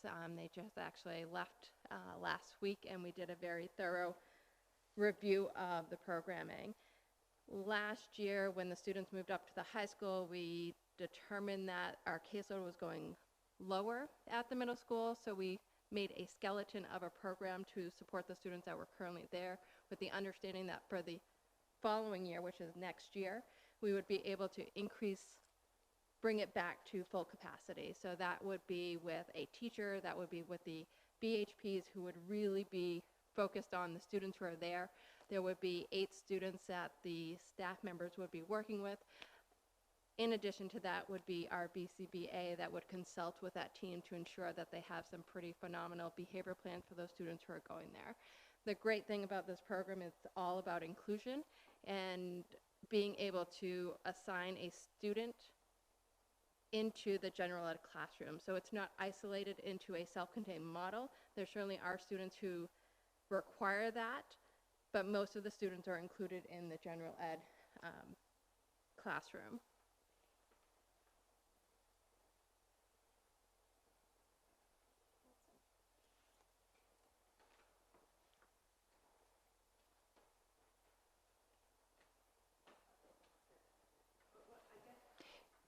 Can you ask a question of Miss? Okay. Yes, Yes. questions. Pardon my ignorance. I'm not familiar with what RISE actually is. I know you use a lot of acronyms and stuff, and I'm catching up to it, but I'm still not there yet. So if you could touch on. I can. So RISE is Reaching Independence Through Systematic Education. This is one of the programs that we have that really works with our students who have a pervasive developmental disorder. I know a lot of times when people talk about it in the community, they think it's our autism program. If you do need a diagnosis for having autism to be inside the program, but really it's focused on those students who need applied behavior analysis, which is really in-depth development of programs in order to meet the academic needs of the students. So one of the great things that we were looking to do, well, we've been working on it for the last 2 years, is doing a collaboration with our RISE program and our functional life skills program, and really looking at our functional life skills program as group learning and our RISE program as our very individually based learning profile. And so right now it's a collaboration, but we would love to merge those two programs and have a united umbrella, and we haven't figured out what we're going to name it yet, but there will be a new name, and our hope is to relaunch that. But that is our RISE program. So by my quick count, it looks like we're adding 15 positions in this article. Is that correct? Sorry. Looks like we're adding 15 positions in this article. So I haven't counted them all, but there's a lot there, yes. Okay. And we're going to talk about that in just a second. Okay, I'll let you talk about that. What? Mr. Poppin. Can I go back a couple slides to the listing of the number of students in each right there? I need a little upgrade in my knowledge also. Lewiston Academy and Team Purple. So Lewiston Academy is our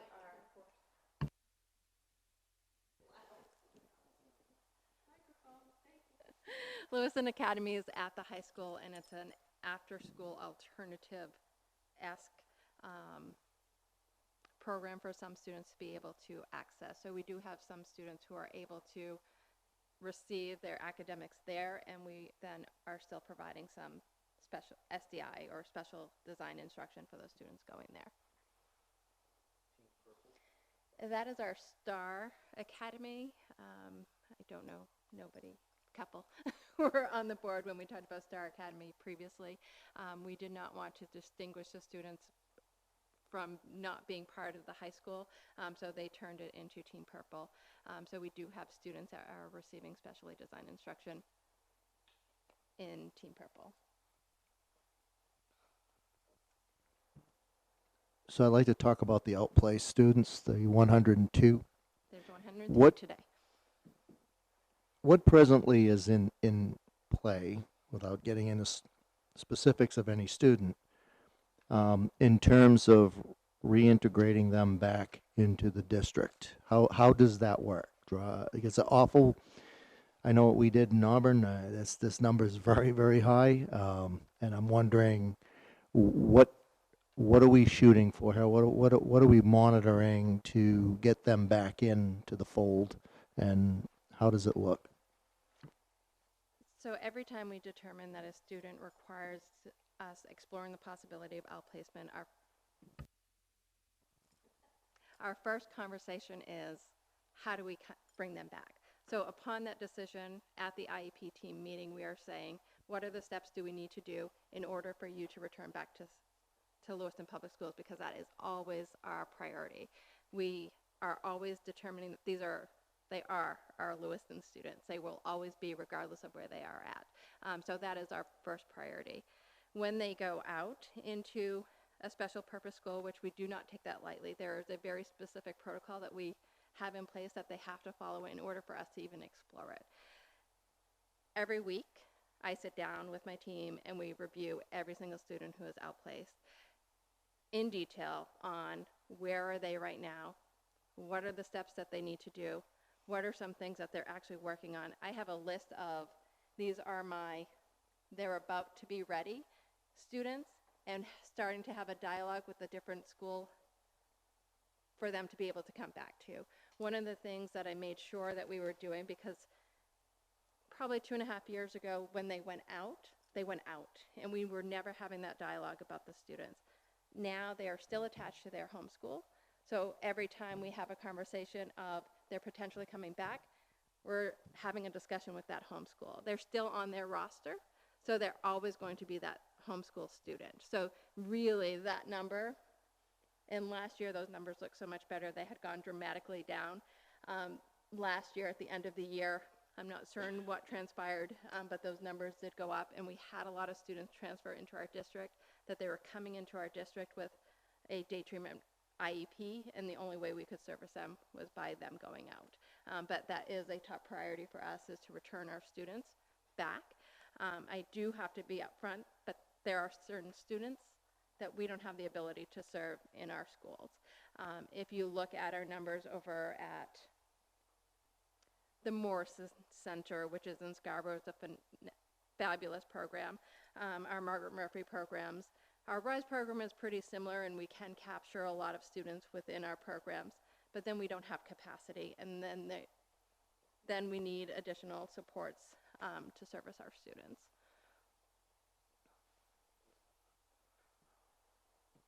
RETC in Auburn, that's an option still, and are you utilizing that?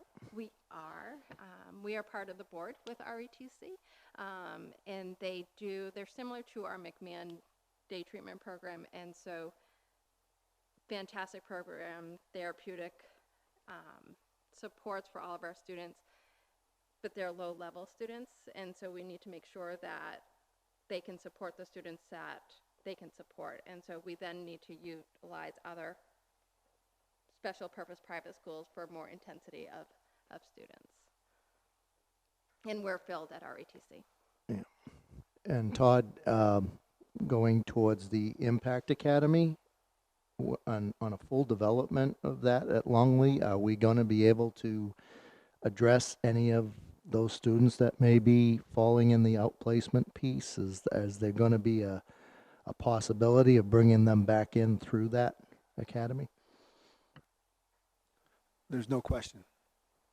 We will be able to significantly decrease the LPS outplace, which right now, Pam, am I in the ballpark that right now it's about a $4 million price tag for outplaced students? So 4.6 million for outplaced. To be transparent about that as well, that's not going to cover our cost of outplacement right now, where we stand. So, Mr. Botvin, we would certainly be able to together build some significant programming that can help reduce our need to pay someone else to do this, and we should be able to do a lot of this ourselves. But that's a big part of this year's budget too.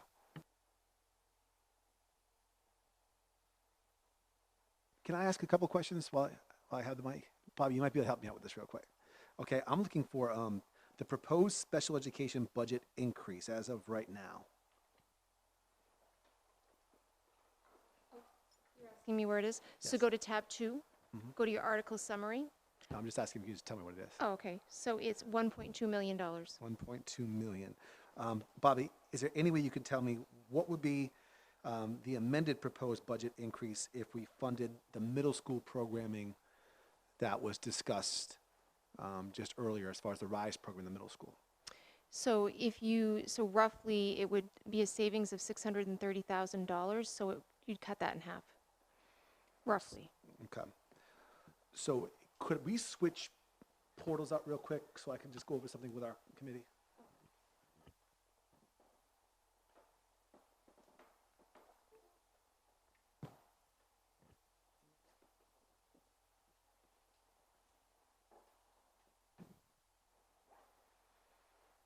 Here I am.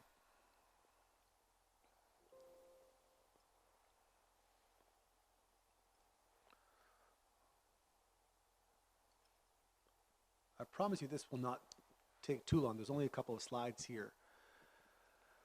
But as we look at this $1.2 million increase, it's a significant increase in our budget, and my responsibility was to dig down and drill down and find out why this is a pattern that we're seeing year to year. Now, we do know that there's been an increase in special education learners identified. That comes with a price tag.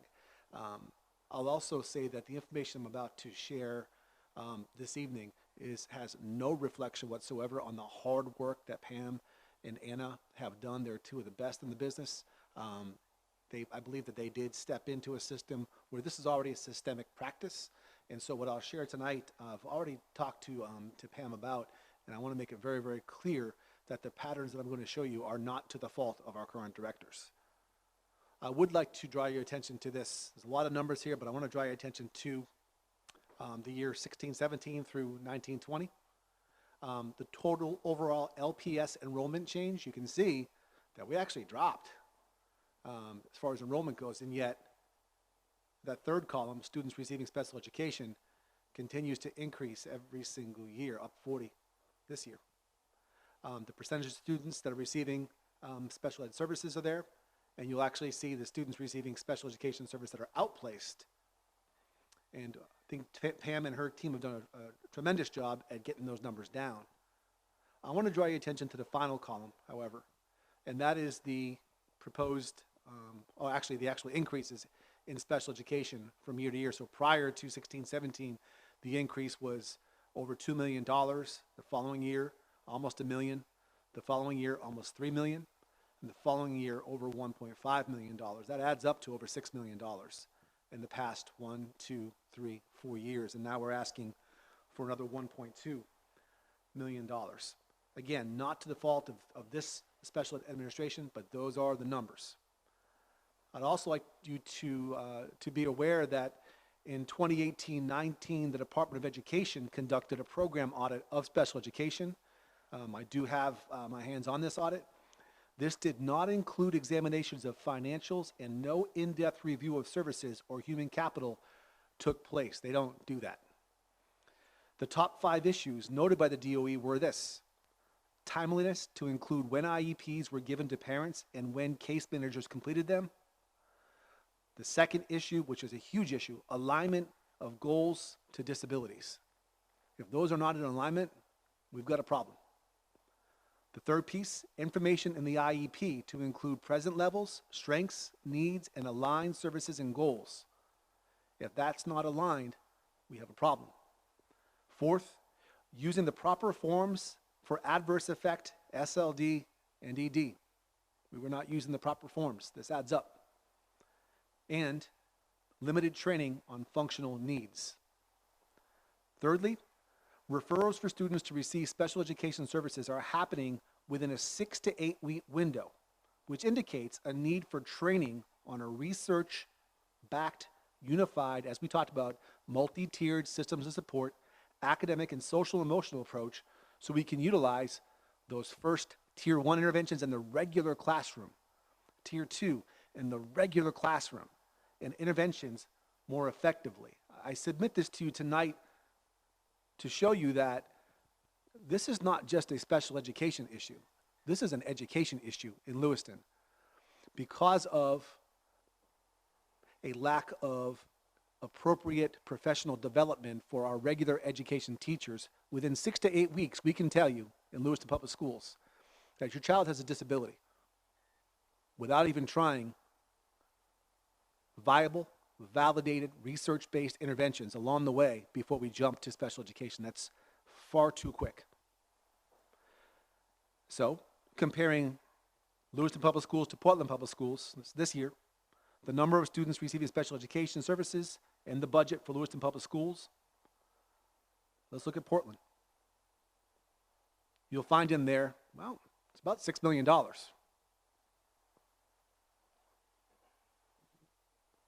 This is my proposal.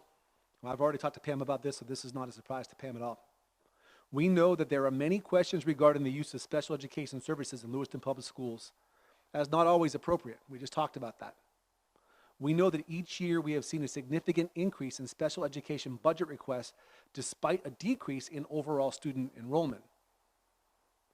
We know that a DOE audit in FY19 revealed documentation deficits but did not address financial issues. We believe we have procedural issues that have a major budgetary impact. How we do business is costing us a lot of money right now, a lot of money. We propose an amendment to the FY21 budget based on what we know now. This is after my initial presentation. I propose an amendment. Request to reflect support for the middle school programming only, which is a significant budget reduction already. I submit that to you because we do know, with Pam's help, that if we had to outplace these RISE students, it would cost us about $1 million. It's 800 and some change. So, we actually are proposing something that our friends down in York did not too long ago. It's well documented in the newspapers. We propose a complete audit to be conducted by a very reputable company used by York, the American Education Consultants. The complete proposal that Bobby and I have reached out to, and we did a competitive bid on this. The complete proposal is in your packet. It's 25 pages. It includes the resumes of everyone who works for them. It includes references. We've already called the references, and we've been told you got to use these folks. I'll ask Bobby to talk a little bit more about this in a second as I wrap up. We propose that the AEC present findings to the school committee within 10 weeks of the beginning of their audit. They would be presenting their findings. They would be presenting what their suggestions would be for us to restructure, to reshape, and to move forward. And we believe that there will be, and I've bolded, underlined, and italicized this, significant savings moving forward. I do believe that Director Emery and her assistant deserve an opportunity to have special education finally reset where it belongs. They walked into this. The audit that was done by DOE, no offense to DOE, was like having a court-appointed attorney. You get what you pay for. They're not going to go above and beyond and dig deep into the things that we just found. And so looking at the numbers there, and having talked to Director Emery, I would propose that we seek to fund only the middle school programming at a savings already off of our budget of $630,000. I would also propose that we take a look at the proposal from the AEC and have a complete audit conducted, which will save us in this upcoming year moving forward. That would be my proposal. I'd like to ask Bobby to talk a little bit more about what that audit may look like. Okay. So I want to answer your question first, Alicia. You had asked about positions. So in the special education budget, prior to what Superintendent Finn just presented, there were a total of 17 new positions. This budget, this reduction would reduce it down to 3 new positions. The audit is just that. It's an audit of everything: systems, processes, financials, staffing, human capital. It's really to review what we have in place, how we're doing business. It's, as you'll see in your packet, it's a very thorough scope of the project. There's a lot of interviews. There's a lot of qualitative data collected, a lot of quantitative data collected. For the price, and you'll see the price in there as well. I think it's worth doing this audit. As your CFO, when I look at budgets year after year after year in a specific article that go up as significant as this one, I think it behooves us to be, well, my recommendation is, in light of being good fiscal stewards, this is the right thing to do to make sure that all of the taxpayer dollars going towards special education are just that. They're going towards special education, and we're getting what we should be getting out of that program. I do want to reiterate what Superintendent Finn said about Director Pam Emery, as well as Anna. Um, it's been a pleasure working with Pam and with Anna, and I think that going through this audit is really going to make their jobs a lot easier in the end. And it's what's right for students. Just as an aside, the savings that York found after they used this company for an audit was $361,000 every year moving forward. Their budget is a fraction of ours, and so if we were able to even try to see if that would track with what we could be doing, you could imagine moving forward as we restructure with the professional recommendations that they would have. Again, significant savings are probably right there for us.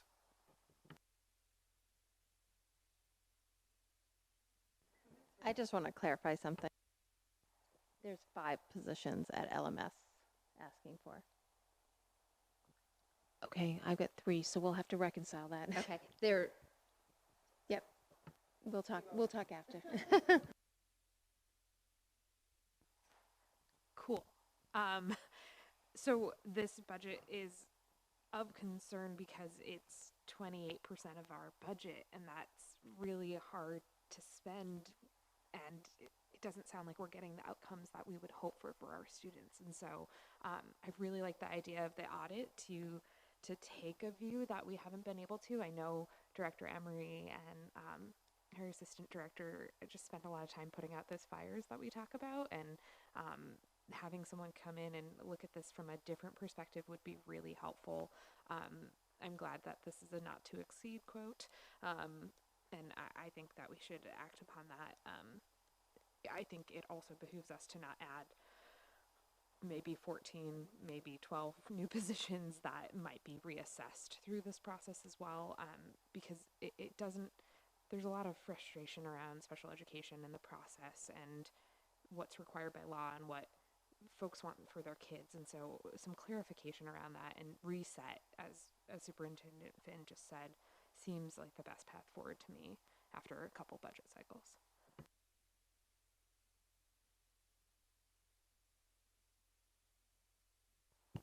Can you just very simply say how much is being taken off with the removal of those like 14 positions or however many they are, and by contrast, how much the American Educational Consultants would cost? So the reductions would total $630,473.58, and the cost is, I believe, $65,000.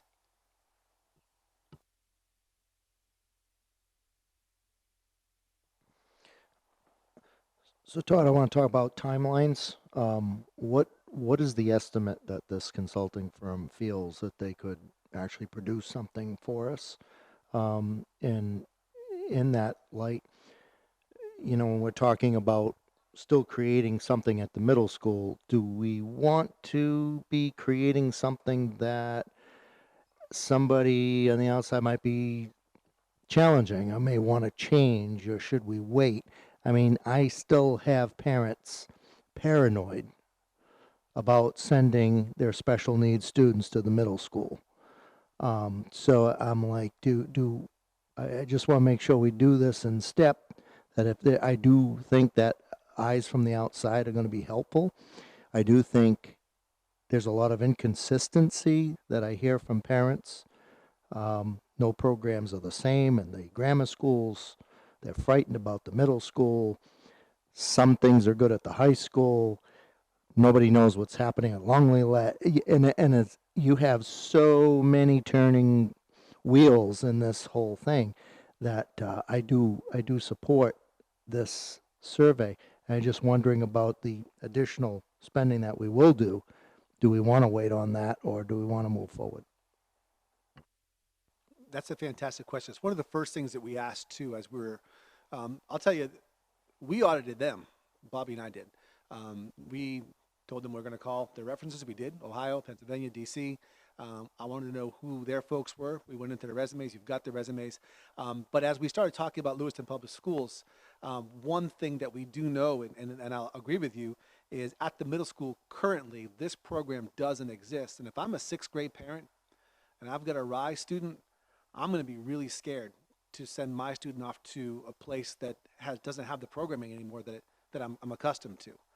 So the programming that we would support on this would actually allow for those 8 kids that would be coming from the elementary schools to actually go into a very similar, just graduated program that they're in right now.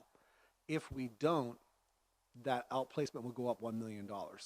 So if we look at the $300 and something thousand, about I think 390 there, it's a guarantee it's going to be $1 million if we don't do it. And now I'm not an American education consultant, but much like you, I'm pretty good at math. And as I look at this, there would be nowhere else for us to place these RISE students other than into some outside program. We do know that this RISE program is not only renowned, but it's actually world renowned. This is a program, Pam, they were talking about in France, in actual France. In actual France, yeah, not Paris, Maine, but actually Paris. They were talking about it in Paris. We do know that Yale University has really helped create this, and a professor from Yale is up here on a regular basis, really lauding the efforts here. It is a model program, much like LRTC, but at some point in time, these kids were going to go into 7th grade, and so our choice right now, as we really looked at this. Originally, I came in saying, let's go for 0 increase, get this audit done. This is the one thing that I kept getting hung up on, is that we're going to have to either pay the $1 million or the $300,000. And, you compare that, we know our programming is outstanding, so we can take care of that in-house. To answer your first question, Mr. Potvin, the timeline from start to finish on this is 10 weeks, and that includes a presentation to the school committee with their recommendations moving forward. Early indications are there would certainly be some structural changes in terms of how we run our IEP meetings, the forms that we use, but believe it or not, it's more in the general education area where we're really seeing these problems that are overwhelming and overtaxing our special education directors. So I'm withdrawing the request for a second assistant director, because I do believe that once we audit and we can reorganize, we're not going to need that. I think Pam and Anna will do a phenomenal job if we give them a chance that they've never had before. So hopefully that answers your question.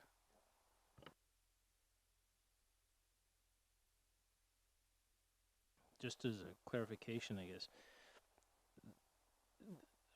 would the audit, under the existing conditions with no school and no education going on, would the audit be soon enough to actually support what we're trying to do prior to the start of school in August? That's an excellent question. So even if school is back in session tomorrow, and these are folks that come in, they spend 4 days in our buildings, they talk to parents, they talk to teachers, ed techs, administrators, they randomly pull several IEPs, it would still take 10 weeks. And so when we first we're seeking a company to come in and help us out, there was not even thought of us not having school. Right now, it wouldn't even begin until they could actually have that access. And right now, we don't want them in our buildings. So that being said, it would have taken us past the vote anyways. This would be more future planning, long-term planning. It wouldn't have impacted this year. But going into August, if we are to return to school, anytime prior to the end of the school year, going into August, we would be able to have a new roadmap moving forward. But what you're saying is that the original proposal was based on where we're at today, and the savings ultimately would come forward, but we're trying to actually force them starting in August, yet we don't have the audit and we don't even know whether it would be available. So are we 1 year ahead of where we should be as far as the cut? Not necessarily. So let's say that we're able to get this audit done this year, and we get the information 10 weeks after the audit begins. We'll be able to use that information. Hopefully, we can use that information to help towards this upcoming fiscal year, help us restructure towards this upcoming fiscal year. We do know that year after year after year, we have to, because of the nature of special education, we have to go into an unbudgeted item in order for us to provide an accommodation that didn't exist the year before. I'd like to ask Bobby to chime in on what that looks like and maybe help me out a little bit with Bruce's question. Sure. So, if I understand your question, you're wondering if we're 1 year ahead and should we not potentially fund this fully this year? I'm in favor of funding the RISE program, but I'm wondering, Pam was asking for additional assistance based on where we're at today, and if we don't have those recommendations and we don't have those processes in place, is it just going to become just overwhelming for her without the appropriate staff to do the job without the money that she originally asked for and the positions filled that she asked for? So, that's a loaded question. I'm gonna answer for Pam. I think Pam will say yes. It will feel overwhelming to her. I'm gonna answer it for, as your CFO. I agree. I think it will be overwhelming for Pam. I think it will be overwhelming for that department no matter when we do this audit. Because at some point, there's going to be restructuring that has to occur. And so if we can fully fund that RISE program at LMS so that those students, so first of all, we don't want to outplace them because the bill is going to be more than what we're going to fund, right? So it just makes sense to fully fund that. Agreed. Agreed. Yeah, I lost my train of thought. Okay, so then we go through the audit process, and let's just say we get that report in August. That doesn't tie our hands from restructuring at that point. We can still have cost savings to the budget during the FY21 year if we can get through that restructuring, and we actually can get through that restructuring. We can actually do it. You know, the hope is that this is going to save us money, that we don't have to add positions, that we actually can repurpose, or there is savings to our budget somewhere, and potentially maybe that's outplacement. I don't know. I don't know what that's going to look like, but I do believe that there is going to be cost savings from this audit, and I think it's going to be hard no matter when we start this audit and implement recommendations. It wasn't so much about the implementation of it. I'm just wondering if we can't get it implemented, does that just leave Pam in just this wasteland of not having sufficient staff to because if we tell them we're going to do the RISE program in the middle school and then we don't have the proper personnel to support it, then does the whole thing crash and burn? So this proposal before you, this recommendation, is actually to fully fund that RISE program. So it's not to put that in a deficit. It's to say we are actually going to fund that. And then the remainder we would not fund until the audit came back. So yes, the answer to your question is, yeah, it would be a real hardship at LMS if we didn't fund that. And we're not recommending that. We should be funding it. We should not reduce it. We're saying we want to reduce the other requests until the audit comes back and then reevaluate at that time based on what the recommendations are. Does that make sense? So it's twofold.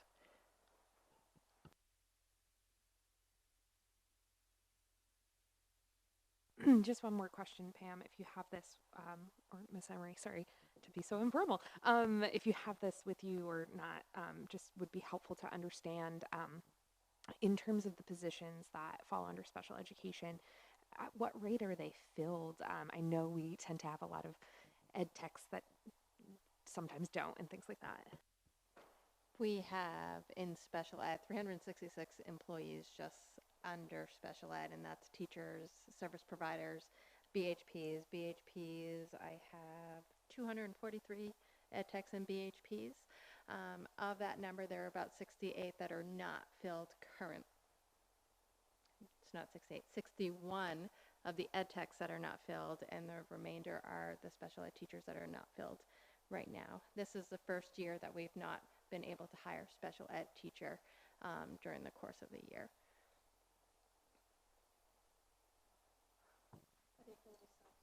Yes. They're filled by subs. all of the positions are filled by subs. We've been able to meet the IEP needs of the students by moving over some subs. That's helpful information to have as we consider all this as well. So thank you for knowing and delivering that.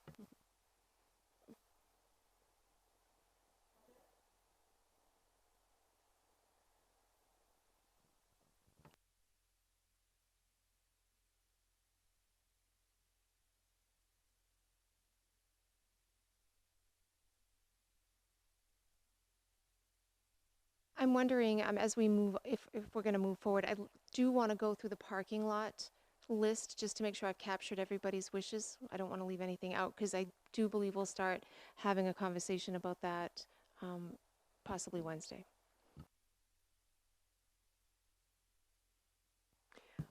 Okay. Well, that was the last item on the list for the agenda. Oh, Ms. Parks. I had one more question on this, what we were just talking about, yes. On the list of the places that this consultant firm has worked with before, it lists Lewiston Public Schools. What have they done for us in the past? So I mean, I've only been here 2 years. To my knowledge, nothing, but I'm not sure. I've only been here 2 years and you've been here less than I have, so I'm not sure.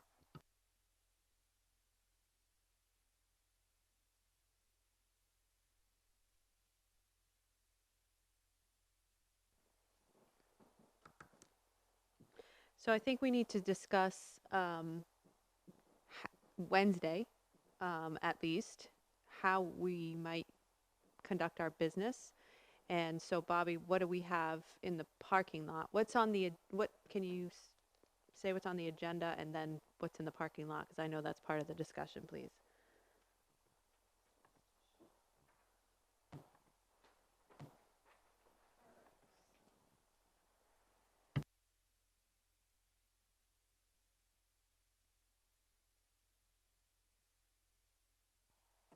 Parking lot items I have, explain the difference between a dean versus an RTI versus an AP. Do the test scores of students in the 21st century program outpace students who are not in the program? And then there's a summer school question. What would the program look like if we were to meet all of the needs? And I think Karen presented out on that. Administrative assistant LHS athletics, Farwell AP, 21st century summer school program, Impact Academy AP, Connors administrative team, discuss the possibility of a dean at Impact Academy, facilities assessment, Connors custodians, greenhouse gas evaluation, assistant superintendent, and I didn't add on here that and somebody had wanted the Connors busing on here. I'm not quite sure what assistant superintendent means, why it's on here. What does it have to do with the budget?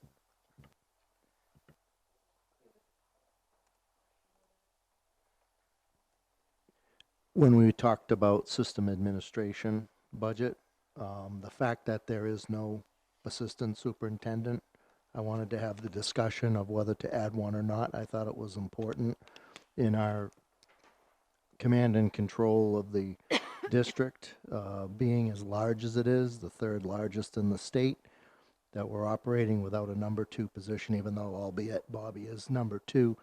I made the statement that both of them are working at 200%, that I was just not comfortable that if one disappeared, had to go somewhere, how the function of the administration would work.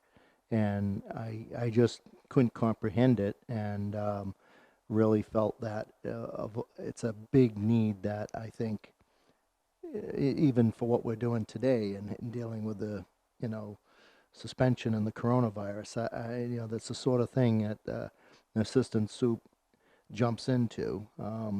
Issues at other schools, that it's a key piece, and it also carries on continuity if there are changes, that there isn't a change in leadership for the district. So and that's what I worry about with with not having an assistant superintendent. So I just wanted that discussion to see if it's viable that we should be adding an assistant superintendent to this third largest school department in the state.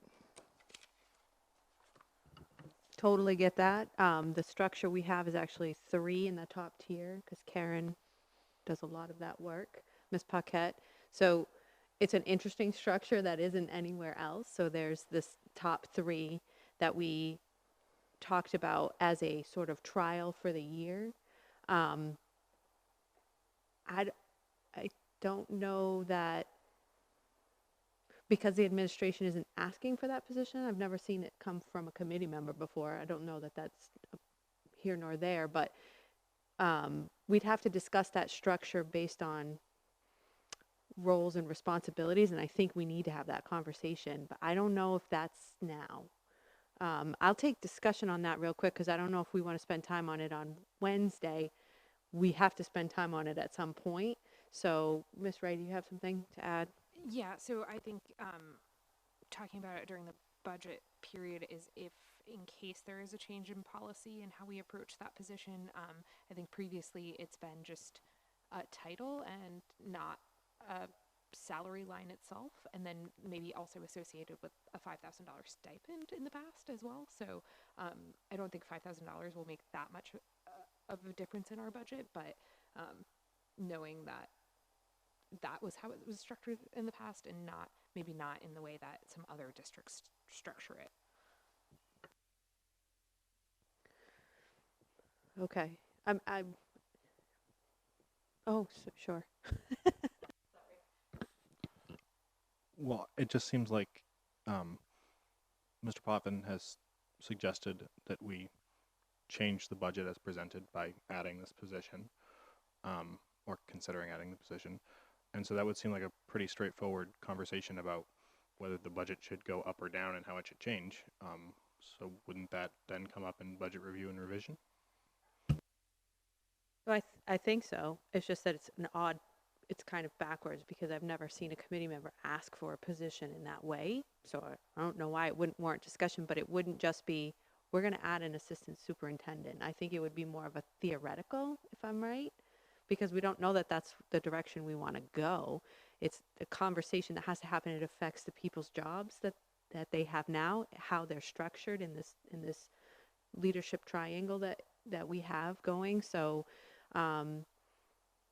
we could talk about if we wanted to add that position, would we have the funds to do so? But then it does affect personnel. And I don't know that, I just want to be cautious about doing that because we're talking about people's jobs. And adding an assistant superintendent just in another way to help with that leadership structure without having had any consultation with the folks that are in those leadership, it's just a little bit sticky. That's all. The way that this position came up was last year we voted for an assistant superintendent, but that person that we wanted in that position was not able to obtain the certification.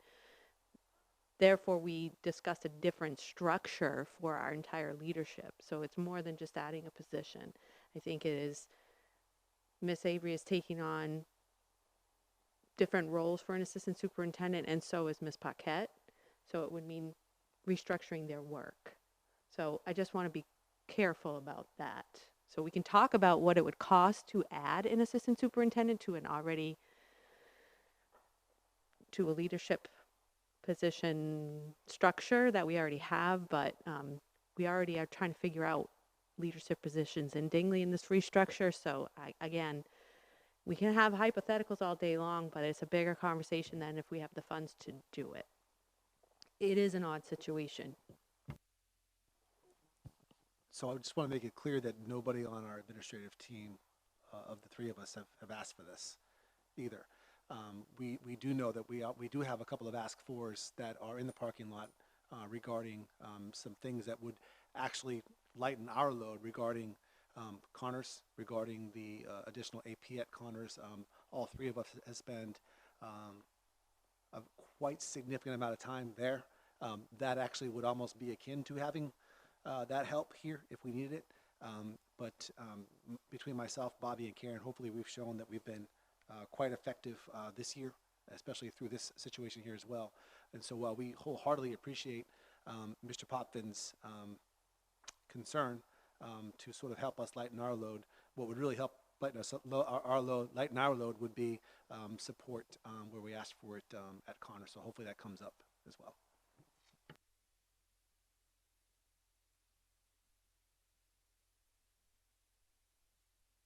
I have something off topic. You want to finish that? Okay. Or not, we should have that as part of our budget discussion. A member is asking for it. So Then I would vote yes on that, since policy can inform the budget as well. Mr. Potvin, is that something you still want to explore on Wednesday or Yes, another time? I actually think it's extraordinarily important. I made the point that if you take a look at the other school districts I've worked at, the system administration was significantly higher. I'm floored that they're able to do what they do in the Dingley building here with the staff that they have. And we're significantly lower than a lot of our like-minded districts. And that I feel that maybe I'm not completely aware of how this triad has worked. That being said, I still think that you have 3 people. I'm going to throw Karen in there too, because just being here 2 months, I think we've given her about 10 different assignments to add to her bucket. I think that they are extraordinary people working in extraordinary circumstances for what they have to work with. And I just see that I don't want to see burnout. I don't want to see them going anywhere. I want to, if there's a need that maybe one needs to take some time off, that we have ample people that can step in. I think, and I just made the point that even with Bobby's staff, if Bobby had to step up, they seem to be, I don't want to say the word taxed, but basically their workload is complete already. And to add anything more to anybody in Dingley, it makes me nervous. And I think I'd like to have the discussion, not to say that everyone's going to jump on board, but I'd like to have the discussion, and maybe even that might be helpful in clarifying roles and moving forward and so forth. Miss Avery, we'd need a cost associated with what a typical starting assistant superintendent would make as part of that discussion, but you had something that you wanted to add? I have another idea and we can discuss it, but I'm wondering if you, Mr. Potvin, would entertain a different concept rather than put an assistant superintendent in that position. But if you're really concerned about system administration, there's many other gaps that could be filled that are outside of the assistant superintendent role that we could talk about that would actually meet a lot of what you're talking about, and allow us to do it would do exactly what you're asking for. I think having that information along with perhaps costs for that kind of support and the assistant superintendent costs to kind of hash that out, would that be okay? Excellent. Sorry, I wanted to just clarify. Okay, so Ms. Parks? Is the assistant superintendent role universal anywhere, like from one district to the next? So my very first district, the model was exactly what we have right here, and that was in Portland. They had a chief operating officer, they had a CFO, they had a lot more than we had. They had a business manager, they had me, the comptroller. So there was that same, and of course the superintendent. So it was the same model as here. Weirdly enough, and I almost think, and I didn't bring this model here, but I did bring the model into RSU 18, and so we operated with that triad there. Weirdly enough, it existed here when I got here, so I think they might have stolen our model from the other 2 districts that I worked in. So it It's not everywhere, but the model does exist in other districts. So is it more of like just a divvying up of responsibilities that, and the assistant superintendent is kind of just a title? And like, if this is functioning, do we need assistant superintendent? I would, I just want to, we are actually having it, yes. Yes. Yes. We need to talk about how we're going to have a meeting Wednesday. But Miss Ray, you had something off topic. Is it kind of like, okay. Megan Parks tipped me off that LPS already has done an assessment with AEC, and we did it in 2011, May 9th, 2011. It was voted to enter into a bid with AEC to perform a review of special education services. So there might be a report on a shelf somewhere that we should pull back up. Did we enter it? So I'm not aware of that bid, and like I said, I wasn't here, but I'm wondering, maybe they didn't get the bid. Maybe they just entered into. So it was voted 7-0 that they received that bid on May 9th of that year. So I don't Okay. know. I couldn't look fast enough to find a resulting report, but Well, I'll follow up on that.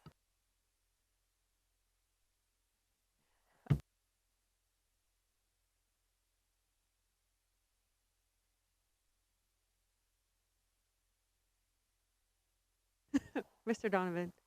Just super quick on that. 2011 was 9 years ago. I think even if there was one 9 years ago, I think we should do it again.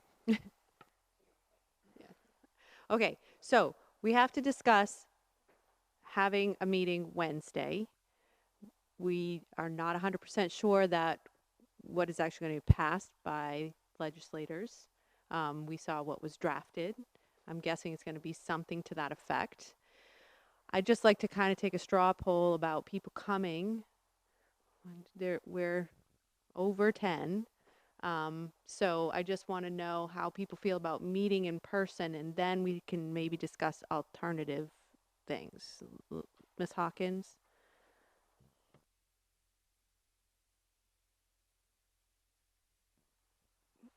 I'd be happy to. I just need to arrange a ride ahead of time because Uber sucks at 6 o'clock at night.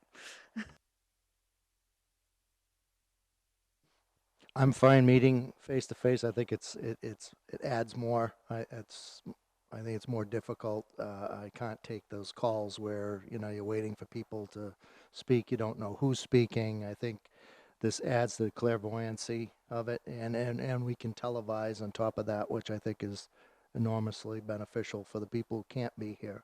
So I'd be all set as long as there's nobody showing symptoms and no one's having a tough time. That's the only thing I would put out there.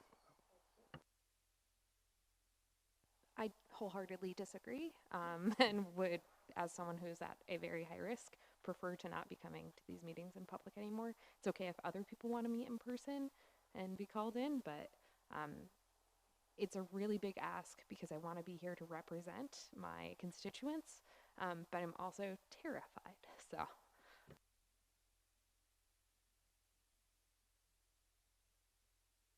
There could be a hybrid model where folks could come in virtually. That will explore that so that there's an option.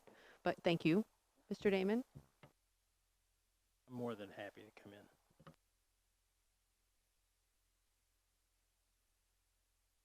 in. I'm happy to come in, but I also think we should make every possible arrangement for folks who don't feel comfortable to come in, because that's totally reasonable. I'm happy to be here if we can have some kind of a blended model for options for people who aren't comfortable or not feeling well or whatever. I think that would be ideal. Agreed, and we do need to figure out the public comment on YouTube and how that works in addition to that. Although it is a budget workshop, there would be comment necessarily on Wednesday. So I don't know that we have to do that part for the workshop, but going forward, you got that right. Okay. And I'm afraid that it may evolve each time. Like, we have meetings on the books. It will change whether our practice will change based on what's going on. So I think, communication, I know you're probably like me getting a gajillion emails from everybody from your credit union to your dentist right now on what's happening. But if you see something coming in from me or Todd, we'll try to label what it's about, but we'll look for strategies for a blended format based on what we're allowed to do. And again, it is a budget workshop on Wednesday, so we have more latitude when it comes to public. Mr. Damon? Are we making a gross assumption here that the executive leadership team is in favor of this meeting? I'm going to get Okay, great.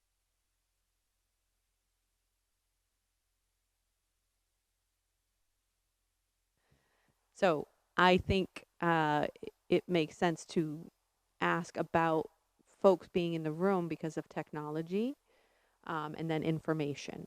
So I know that we were trying to work out a way even tonight for presentations to come in virtually. We couldn't do it at such a quick turnaround, but we may be able to do that. Mr. Finn, do you have thoughts about meetings and your presence in meetings?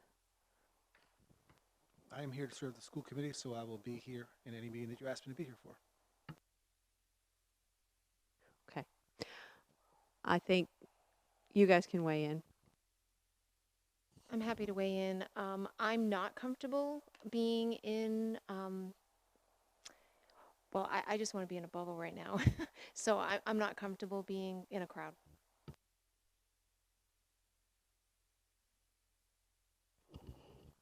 I'm happy to attend if that's what the decision is. I'm okay to be here. Somebody can work the technology. Thank you, Ms. Paquette. Otherwise, I was going to ask you for a very detailed step-by-step instruction on how to do it. Okay. So I think, again, I'm going to look into blended format. I know Ms. Whitlow couldn't be here tonight because she was not feeling well still and didn't want to take the risk. And I really do appreciate that. We had a lot of discussion. She really wants to be here. But not having any options for her at this point was really hard to say, just don't come. She's watching at home. Okay, so I'll work on that piece. Parking lot data. Do you have questions about what you're supposed to get for us, or you're clear? Any other questions about meetings or anything else before we depart, I guess? Nope. All in favor? Thank you.